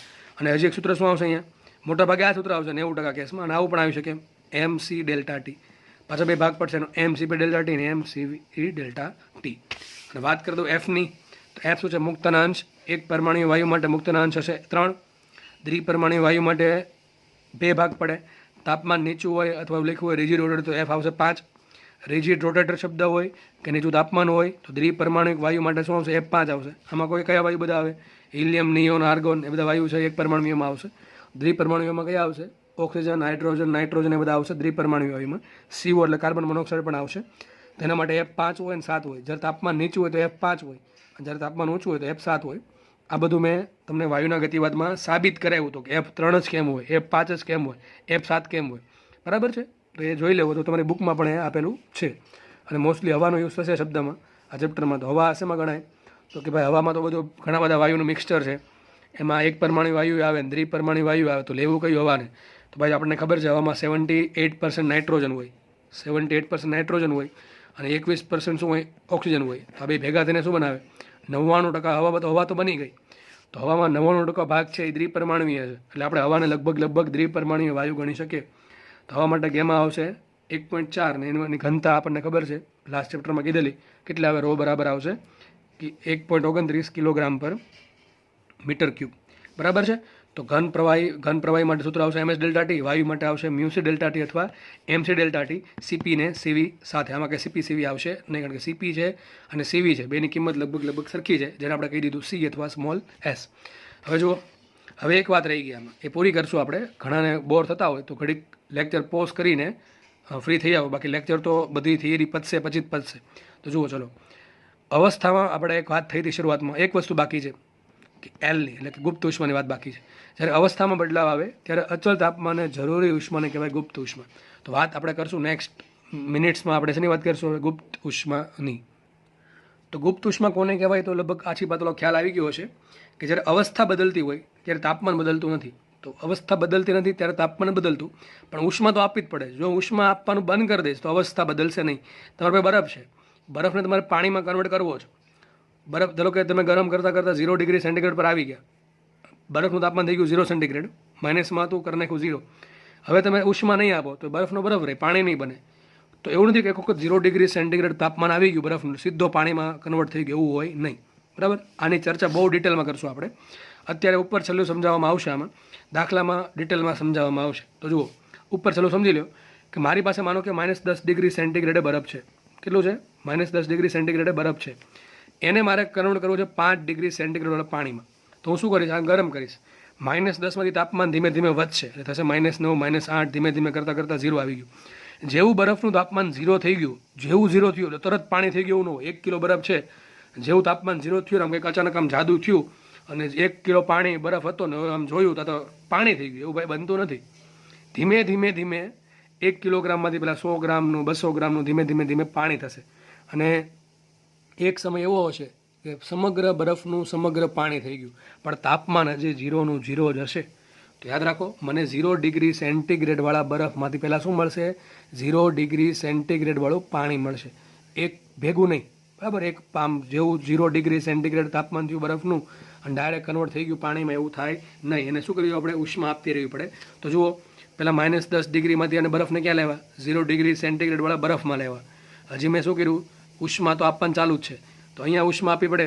પહેલાં આપણે -10માંથી 0માં લેવા, ત્યાં ઉષ્મા આપવી પડશે. હવે 0માંથી પાણીમાં લાવવો છે. તો અહીંયા શું થાય? આ ઘન પદાર્થ છે, આ છે પ્રવાહી પદાર્થ. જો ભાઈ આ કોન્સેપ્ટ ખબર નહીં પડે તો આગળ દાખલામાં કંઈ ખબર પડશે નહીં. એટલે ખાસ કહું છું, મહેરબાની કરીને આ સમજી લો. બરાબર છે? તો મારી પાસે શું હતું? -10 વાળો શું હતો? -10 ડિગ્રી સેન્ટીગ્રેડ પર બરફ હતો. પહેલાં એને ગરમ કર્યો એટલે 0 ડિગ્રી સેન્ટીગ્રેડનો બરફ બની ગયો. હજુ એને ગરમ કરશું તો તાપમાન નહીં વધે. પહેલાં તાપમાન કેટલું રહેશે? 0નું 0. અને ધીમે બરફનું પાણી થવા મળશે. માનો કે એક સમય એવો આવશે બધો જ બરફ છે એનું પાણી બની ગયું, પણ પાણીનું તાપમાન કેટલું હશે? 0 જ હશે. તો અહીંયા જે કંઈક પ્રોસેસ થઈ, આ જે પ્રોસેસ થઈ, મેં ઉષ્મા તો આપવાનું ચાલુ રાખ્યું છે, બરફનું પાણી બની ગયું, ટૂંકમાં ઘનનું થઈ ગયું પ્રવાહી, એટલે કે અવસ્થા ચેન્જ થઈ ગઈ, પણ તાપમાન બદલતું નથી. તો અહીંયા જે ઉષ્મા આપી કંઈક અલગ છે, અહીંયા જે ઉષ્મા આપી એ અલગ છે. અહીંયા જે ઉષ્મા આપી -10 સેન્ટીગ્રેડ પર, -10 સેન્ટીગ્રેડ હતું બરફ, એને 0માં લઈ ગયા એટલે બરફનું બરફ જ છે. અહીંયા અવસ્થા ચેન્જ થતી નથી. એને આપણે 0 સેન્ટીગ્રેડ પાણીમાં કન્વર્ટ કર્યું તો અહીંયા તો ઉષ્મા આપી, અહીંયા ઉષ્મા આપી છે. અહીંયા ઉષ્મા જે આપું છું એ તાપમાન વધારે છે, પણ અહીંયા જે ઉષ્મા આપું છું એ તાપમાન વધારતું નથી. એ શું કરે છે? અવસ્થા બદલાવે છે. તો અહીંયા જે ઉષ્મા આપીશ એને તાપમાન વધારશે નહીં, પણ અવસ્થા બદલશે. એટલા માટે આને કીધી ગુપ્ત ઉષ્મા. આપણે એનો અભ્યાસ કરવાનો છે. બરાબર છે? તો પહેલી વાત તો એ ગુપ્ત ઉષ્મા શું કરે? તો જોઈએ આપણે લેટન્ટ હીટ એટલે કે ગુપ્ત ઉષ્મા. હવે જો જ્યારે ઘનનું પ્રવાહીમાં રૂપાંતરણ થાય અથવા પ્રવાહીનું ઘનમાં રૂપાંતરણ થાય એટલે કે જ્યારે બરફનું પાણી અથવા પાણીનું બરફ થાય, બે વસ્તુ થાય પોસિબલ, બરાબર. તાપમાન ઘટતું જાય વાતાવરણનું તો પાણીનો બરફ થાય છે, અને જો તાપમાન વધી જાય ઉનાળામાં તો બરફનું પાણી થાય છે. ટૂંકમાં બે રીતે પોસિબલ છે. ત્યારે જે ટૂંકમાં ઉષ્મા આપવી પડે એને કહેવાય ગલનગુપ્ત ઉષ્મા.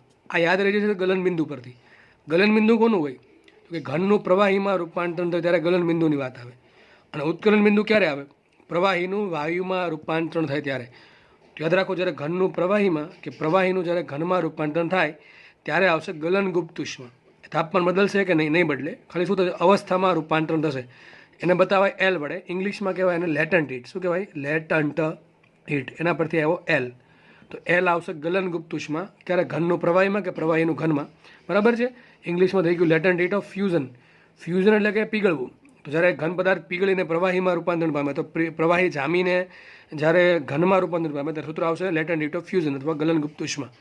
સૂત્ર આવશે એનું ક્યુ બરાબર એમ ઇન્ટુ એલ. બહુ સિમ્પલ સૂત્ર છે. ક્યુ બરાબર એમ ઇન્ટુ એલ.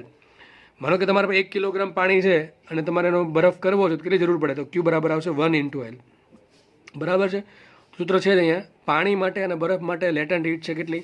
3.4 × 10⁵ જૂલ પર કિલોગ્રામ. કેટલી છે? 3.4 10⁵ જૂલ પર કિલોગ્રામ. આની કિંમત મારા મતે આવશે 80 કેલરી પર ગ્રામ. ટ્રાય કરવી ઘરે. શું તમારે કરવાનું? આ 3.4 10⁵ છે ને એને ગુણવાના કેટલા વડે? જૂલને ફેરવો કેલરીમાં તો 1 શું આવશે? 4.186 આવશે ને? શું આવશે? 4.186. અને અહીંયા કિલોગ્રામનું થઈ જશે 1000 ગ્રામ, એટલે આવી જશે લગભગ આટલું 80 કેલરી પર ગ્રામ. બરાબર છે. આગળ વધીએ. હવે બે રીતે પોસિબલ છે. પ્રવાહીનું વાયુમાં રૂપાંતરણ થતું હોય અથવા વાયુનું પ્રવાહીમાં રૂપાંતરણ થતું હોય, એટલે કે પાણીની વરાળ અથવા ક્યારે તાપમાન ઘટે તો વરાળનું પાણી પણ થાય. વરાળને ઇંગ્લિશમાં કહેવાય સ્ટીમ. STEAM. સ્ટીમ. બરાબર છે. STEAM. તો સ્ટીમ એટલે થઈ ગઈ વરાળ. સ્ટીમ શબ્દ આવે એટલે પાણીની વરાળ જ મોસ્ટલી હોય છે. વરાળ શબ્દ પાણી માટે જ યુઝ થાય છે. પાણીનું વાયુ સ્વરૂપને કહેવાય વરાળ. તો પ્રવાહીનું વાયુમાં અથવા વાયુનું પ્રવાહીમાં રૂપાંતરણ થાય ત્યારે શું આવે? ઉત્કલન ગુપ્ત ઉષ્મા. ઉત્કલન બિંદુ પરથી યાદ રહી જશે. ઉત્કલન ગુપ્ત ઉષ્મા એને કહેવાય લેટન્ટ હીટ ઓફ વેપરાઇઝેશન. વેપરાઇઝેશન એટલે કે ઉડી જવું અથવા આમ તો બાષ્પીભવન જેવું થાય. બરાબર. ઇવાપરેશન એટલે ઇવાપરેશન કહેવાય એક્ઝેક્ટલી. એટલે વેપરાઇઝેશન. વેપર એટલે થાય વરાળ. શું થાય? વેપર. વેપર એટલે વાયુ સ્વરૂપ. એના પછી શબ્દ આવ્યો વેપરાઇઝેશન. તો લેટન્ટ હીટ ઓફ વેપરાઇઝેશન એટલે થઈ ગઈ ઉત્કલન ગુપ્ત ઉષ્મા. કોને લાગુ પડે? પ્રવાહી વાયુના સંબંધને. સૂત્ર સેમ જ આવશે ક્યુ બરાબર ml. બરાબર છે. પાણી માટે જો અહીંયા પાણી આવ્યું ને અહીંયા પાણી આવ્યું તો આ પાણી શું છે? આ પાણી જે છે એનું બરફ બનતું હોય ત્યારે આવશે અથવા બરફનું પાણી બનતું હોય ત્યારે આવશે. અને આ પાણીમાં શું થાય? એલ પાણી. આ થશે પાણીની વરાળ બનતી હોય ત્યારે અને વરાળનું પાણી બનતું હોય ત્યારે આવશે સૂત્ર છે 2.25 10⁶ જૂલ પર કિલોગ્રામ. અહીંયા 3.4 10⁵ છે. અહીંયા 2.25 10⁶ છે. આની કિંમત લગભગ આવશે 540. કેટલી આવશે? 540 કેલરી પર ગ્રામ. આ તમારે મેળવી લેવી જાતે. તો સંબંધ આવી ગયો. એલ પાણી બરાબર એલ વરાળ કેટલું હશે? 540 કેલરી પર ગ્રામ. અને બરફ માટે કેટલી હશે? 80 કિલોગ્રામ કેલરી પર ગ્રામ. તો આ થઈ ગઈ ગુપ્ત ઉષ્માની વાત. તો આપણે સૂત્ર બે ભણ્યા. ક્યુના બે સૂત્ર આવશે. ક્યુ બરાબર આવશે MS ડેલ્ટા ટી અથવા ક્યુ બરાબર આવે ml. જો આ ક્યારે વપરાય? માનો કે પાણીનું પાણી જ છે. તમારે 20 ડિગ્રીએ પાણી છે, મારે 80 ડિગ્રીએ કરવું છે. તો સૂત્ર આવશે MS ડેલ્ટા ટી. અમારી પાસે 100 ડિગ્રીએ પાણી છે, મારે 100 ડિગ્રી વાળી વરાળ બનાવી તો સૂત્ર શું આવશે? ml. જ્યારે તાપમાનમાં ફેરફાર થતો હોય સૂત્ર આવશે MS ડેલ્ટા ટી. અને જ્યારે અવસ્થામાં ચેન્જ થાય તો સૂત્ર આવશે ક્યુ બરાબર ml. જેને આ બે વાત ખાલી સમજાઈ ગઈ કોઈ પણ દાખલો સોલ્વ કરી શકશે. ફરીથી કહી દઉં, જ્યારે તાપમાન બદલતું હોય, અવસ્થા બદલતી ના હોય, અવસ્થા એક ને એક જ હોય. પાણીનું પાણી હોય, બરફનું બરફ હોય, વરાળની વરાળ હોય. બરાબર છે. તો ઘનનું ઘન હોય, પ્રવાહીનું પ્રવાહી હોય કે વાયુનું વાયુ હોય. ખાલી તાપમાન વધતું ઘટતું સૂત્ર આવશે MS ડેલ્ટા ટી. પણ જ્યારે અવસ્થા બદલતી હોય અને તાપમાન વધતું ના હોય ને ઘટતું ના હોય, તાપમાન અચળ હોય તો સૂત્ર આવશે ml. એમ બે આમાં કંઈ તાપમાન આવતું છે નહીં. તો સૂત્ર આ ક્યારે આવશે? જ્યારે એકની એક અવસ્થામાં એટલે કે ઘનનું ઘનમાં, પ્રવાહીનું પ્રવાહીમાં તાપમાન વધતું હોય કે ઘટતું હોય, એટલે કે તાપમાનનો ફેરફાર થતો હોય ત્યારે સૂત્ર આવશે MS ડેલ્ટા ટી. અને જ્યારે અવસ્થામાં ચેન્જ આવતો હોય, તાપમાન અચળ હોય, સૂત્ર આવશે ક્યુ બરાબર ml. એલ છે એ લેટન્ટ હીટ ઓફ એટલે કે ગલનગુપ્ત ઉષ્મા છે કે ઉત્કલન ગુપ્ત ઉષ્મા છે એના પર ડિપેન્ડ કરે કે ઘનનું પ્રવાહી થાય છે કે પ્રવાહીનું વાયુ થાય છે, કે વાયુનું પ્રવાહી થાય છે કે પ્રવાહીનું ઘન થાય છે. બરાબર છે. એના પર ડિપેન્ડ કરે એલ કયું આવશે એ. તો આપણે એક ગ્રાફ જોઈ લઈએ. જુઓ, આ ગ્રાફ છે તાપમાન વિરુદ્ધ સમયનો અથવા ઉષ્માનો. તો અહીં કહી દઉં તાપમાન વિરુદ્ધ, આ તમને ગ્રાફ પૂછે છે કે એક્ઝામમાં, બહુ ઇઝી ગ્રાફ છે સમજવો હવે. તો તાપમાન વિરુદ્ધ સમય અથવા ઉષ્માનો આપણે ગ્રાફ જોઈ લઈએ. માનો કે મારી પાસે -10 ડિગ્રીએ બરફ છે. શું છે? -10 ડિગ્રી બરફ છે. હું બરફનું તાપમાન વધારું છું. બરફનું તાપમાન મારે વધારવું છે, તો અહીં જો લખ્યું છે માઇનસથી, ટૂંકમાં તાપમાન શેમાં છે? માઇનસમાં છે. આપણા ગ્રાફ છે એ બરફ પાણી વરાળથી સમજી લઈએ. તો પહેલાં બરફ છે માઇનસમાં છે, માઇનસ તાપમાનમાં છે, -10 ડિગ્રીએ છે. એનું તાપમાન મારે વધારવું છે. તો પહેલાં માનો કે મારે એને -10માંથી પહેલાં લઈ જવાનું 0 ડિગ્રી સેન્ટીગ્રેડ બરફમાં. તો એ જુઓ, અહીંયા બરફ હશે, અહીંયા બરફ હશે. સૂત્ર કયું આવશે? અહીં કયું આવશે? Q બરાબર MS ડેલ્ટા ટી. કયું આવશે? Q બરાબર MS ડેલ્ટા ટી. કારણ કે બરફનું બરફ રહી છે, અવસ્થામાં કોઈ ફેરફાર નથી અને તાપમાન વધે છે. સૂત્ર આવશે Q બરાબર MS ડેલ્ટા ટી. -10 સેન્ટીગ્રેડવાળા બરફને મેં ઉષ્મા આપી. કેટલી ઉષ્મા આપી? MS delta T. એટલે શું થઈ ગયું એનું? 0 ડિગ્રી સેન્ટીગ્રેડવાળો બરફ. અમારે 0 ડિગ્રી સેન્ટીગ્રેડવાળા બરફમાંથી 0 ડિગ્રી સેન્ટીગ્રેડવાળું પાણી મેળવવું છે. તો તાપમાન તો 0 ડિગ્રી સેન્ટીગ્રેડ જ છે. એટલે શું કરવું પડશે મારે? અવસ્થા, અહીંયા કઈ અવસ્થા છે? ઘન અવસ્થા. એ કઈ અવસ્થા છે? પ્રવાહી. તો અવસ્થામાં ચેન્જ કરવો હોય, સૂત્ર કયું આવશે? Q બરાબર M × L. L શું મૂકવાનું? બરફની અથવા પાણીની ગલનગુપ્ત ઉષ્મા. હવે મારે પાસે શું આવી ગયું? અહીંયા 0 ડિગ્રીવાળું પાણી આવી ગયું. મારે એને કન્વર્ટ કરવું છે 100 ડિગ્રી સેન્ટીગ્રેડવાળા પાણીમાં. તો અહીંયા પાણી છે, અહીંયા પણ પાણી છે, ખાલી તાપમાન વધે છે. સૂત્ર કયું આવશે અહીંયા? Q બરાબર MS ડેલ્ટા ટી. અહીંયા S કોનું આવશે? પાણીનું. અહીંયા S કોનું આવશે? બરફનું. અહીંયા L કોનું આવશે? તો કે ભાઈ ગલનગુપ્ત ઉષ્મા, બરફની તો પાણીની. અહીંયા S આવશે પાણીનું. આ શું આવશે? Q બરાબર MS ડેલ્ટા ટી. આ શું કરશે? મેં 0 ડિગ્રી સેન્ટીગ્રેડ વાળા પાણીને 100 સેન્ટીગ્રેડ વાળા બરફ પાણીમાં રૂપાંતરણ કરશે. ટૂંકમાં તાપમાન વધારશે. હવે મારી પાસે 100 સેન્ટીગ્રેડ વાળું પાણી આવી ગયું. મારે એને કન્વર્ટ કરવી છે 100 ડિગ્રી સેન્ટીગ્રેડ તાપમાન વાળી વરાળમાં. તો અહીંયા પણ પાણી છે, અહીંયા વરાળ છે. ટૂંકમાં અહીંયા સ્વરૂપ થઈ ગયું પ્રવાહી, અહીંયા સ્વરૂપ થઈ ગયું વાયુ. પ્રવાહીનું વાયુ એટલે કે અવસ્થા ચેન્જ થાય છે. તાપમાન કેટલું છે? પણ 100નું 100 જ છે. તો તાપમાન અચળ રહી છે, પણ મારે ઉષ્મા તો આપવી પડશે. તો એ શું આવશે? હવે પ્રવાહીનું વાયુમાં શું આવે? તો કે આવશે ઉત્કલન ગુપ્ત ઉષ્મા. તો સૂત્ર શું આવશે? Q બરાબર ML. માનો કે મારી પાસે 100 ડિગ્રી વાળી વરાળ થઈ ગઈ. મારે એને કન્વર્ટ કરવી છે 110 સેન્ટીગ્રેડ વાળી વરાળમાં. તો અહીંયા વરાળ છે, અહીંયા વરાળ છે. ટૂંકમાં અવસ્થા તો એકની એક જ છે, વાયુ.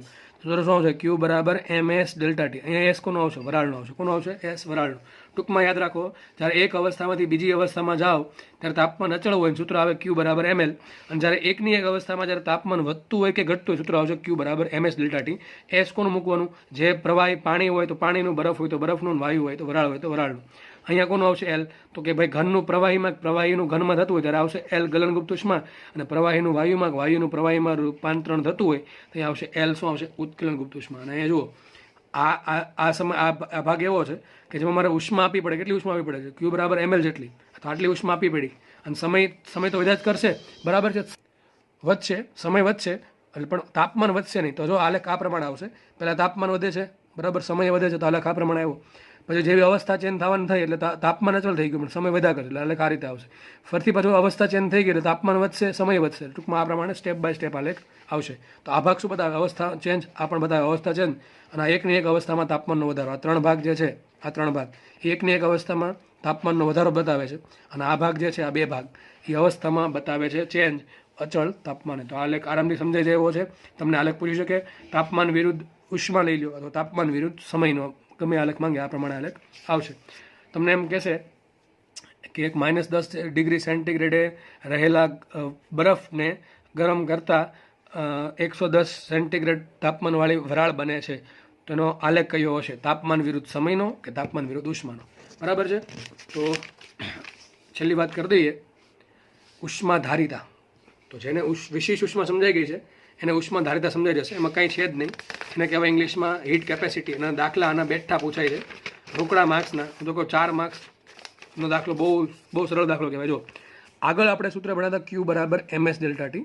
શું સૂત્ર હતું? Q બરાબર MS ડેલ્ટા ટી. અને જે S છે એ શું છે? વિશેષ ઉષ્મા છે. શું છે? વિશેષ ઉષ્મા. આ જે MS જે છે, MS ને કહેવાય ઉષ્મા ધારિતા. બહુ સિમ્પલ વાત. શું થઈ ગયું? ઉષ્મા ધારિતા. તો S કોના પર ડિપેન્ડ કરે? યાદ કરો, S ડિપેન્ડ કરતું એટલે કે વિશેષ ઉષ્મા કોના પર ડિપેન્ડ કરે? વિશેષ ઉષ્મા યાદ કરો કોના ડિપેન્ડ કરતું હતું? દ્રવ્યની જાત પર, કે પદાર્થ કયો છે એના પર, અને તાપમાન પર.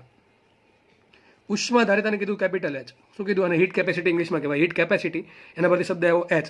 H ને કહેવાય ઉષ્મા ધારિતા. કોના પર ડિપેન્ડ કરે? તો જો S પર ને M પર. કોના પર ડિપેન્ડ કરે? S પર અને M પર. S કોના પર ડિપેન્ડ કરે? દ્રવ્યની જાત ને તાપમાન પર. M. તો ઉષ્મા ધારિતા 3 ઉપર ડિપેન્ડ કરે.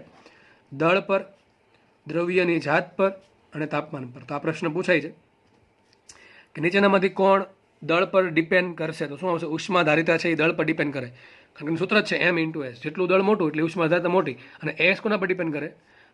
H છે, સ્મોલ h, સોરી H, એટલે ઉષ્માધારિતા બે વસ્તુ પર ડિપેન્ડ કરે, M પર અને S પર. એટલે કે દળ પર ડિપેન્ડ કરે અને S પર ડિપેન્ડ કરે.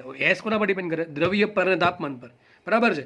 તો આ જે H છે ઉષ્માધારિતા, બરાબર, એ ત્રણ વસ્તુ પર ડિપેન્ડ કરે, દળ પર, દ્રવ્યની જાત પર ને તાપમાન પર. અને જે S છે, S વિશેષ ઉષ્મા, એ માત્ર બે વસ્તુ પર ડિપેન્ડ કરે, દ્રવ્યની જાત પર ને તાપમાન પર. તો ઉષ્માધારિતાનું સૂત્ર મૂકી દઈએ આપણે. તો Q બરાબર આવશે MS ડેલ્ટા T, H બરાબર આવશે M × S, જેને કહેવાય ઉષ્મા ધારિતા અથવા હીટ કેપેસિટી. કેટલી હીટ કેપેસિટી બતાવે છે, બરાબર છે.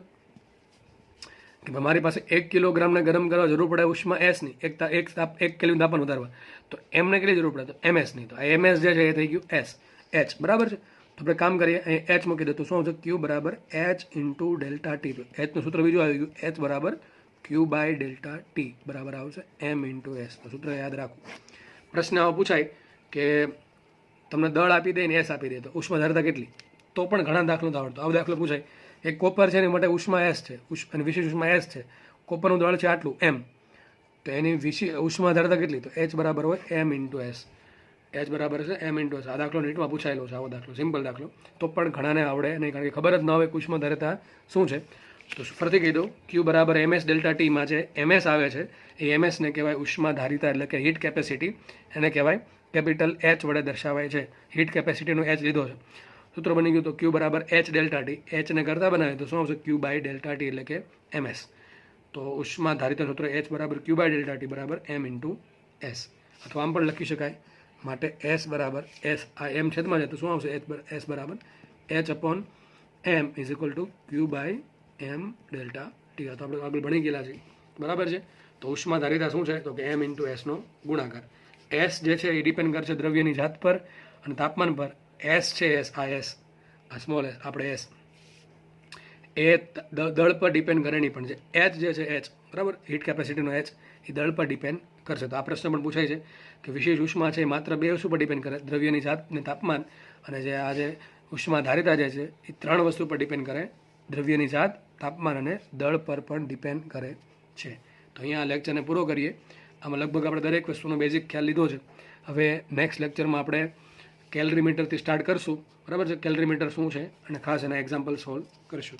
તો દરેક વ્યક્તિએ લેક્ચર વ્યવસ્થિત જોવો, થર્મોડાયનેમિક્સની આખી સિરીઝ વ્યવસ્થિત જોઈ લેવી. એમાં કોઈ પણ જગ્યાએ ડાઉટ રહે તો એ પૂછવો, બરાબર છે. તો આપણે અહીંયા પૂરું કરીએ lecture. Thank you so much.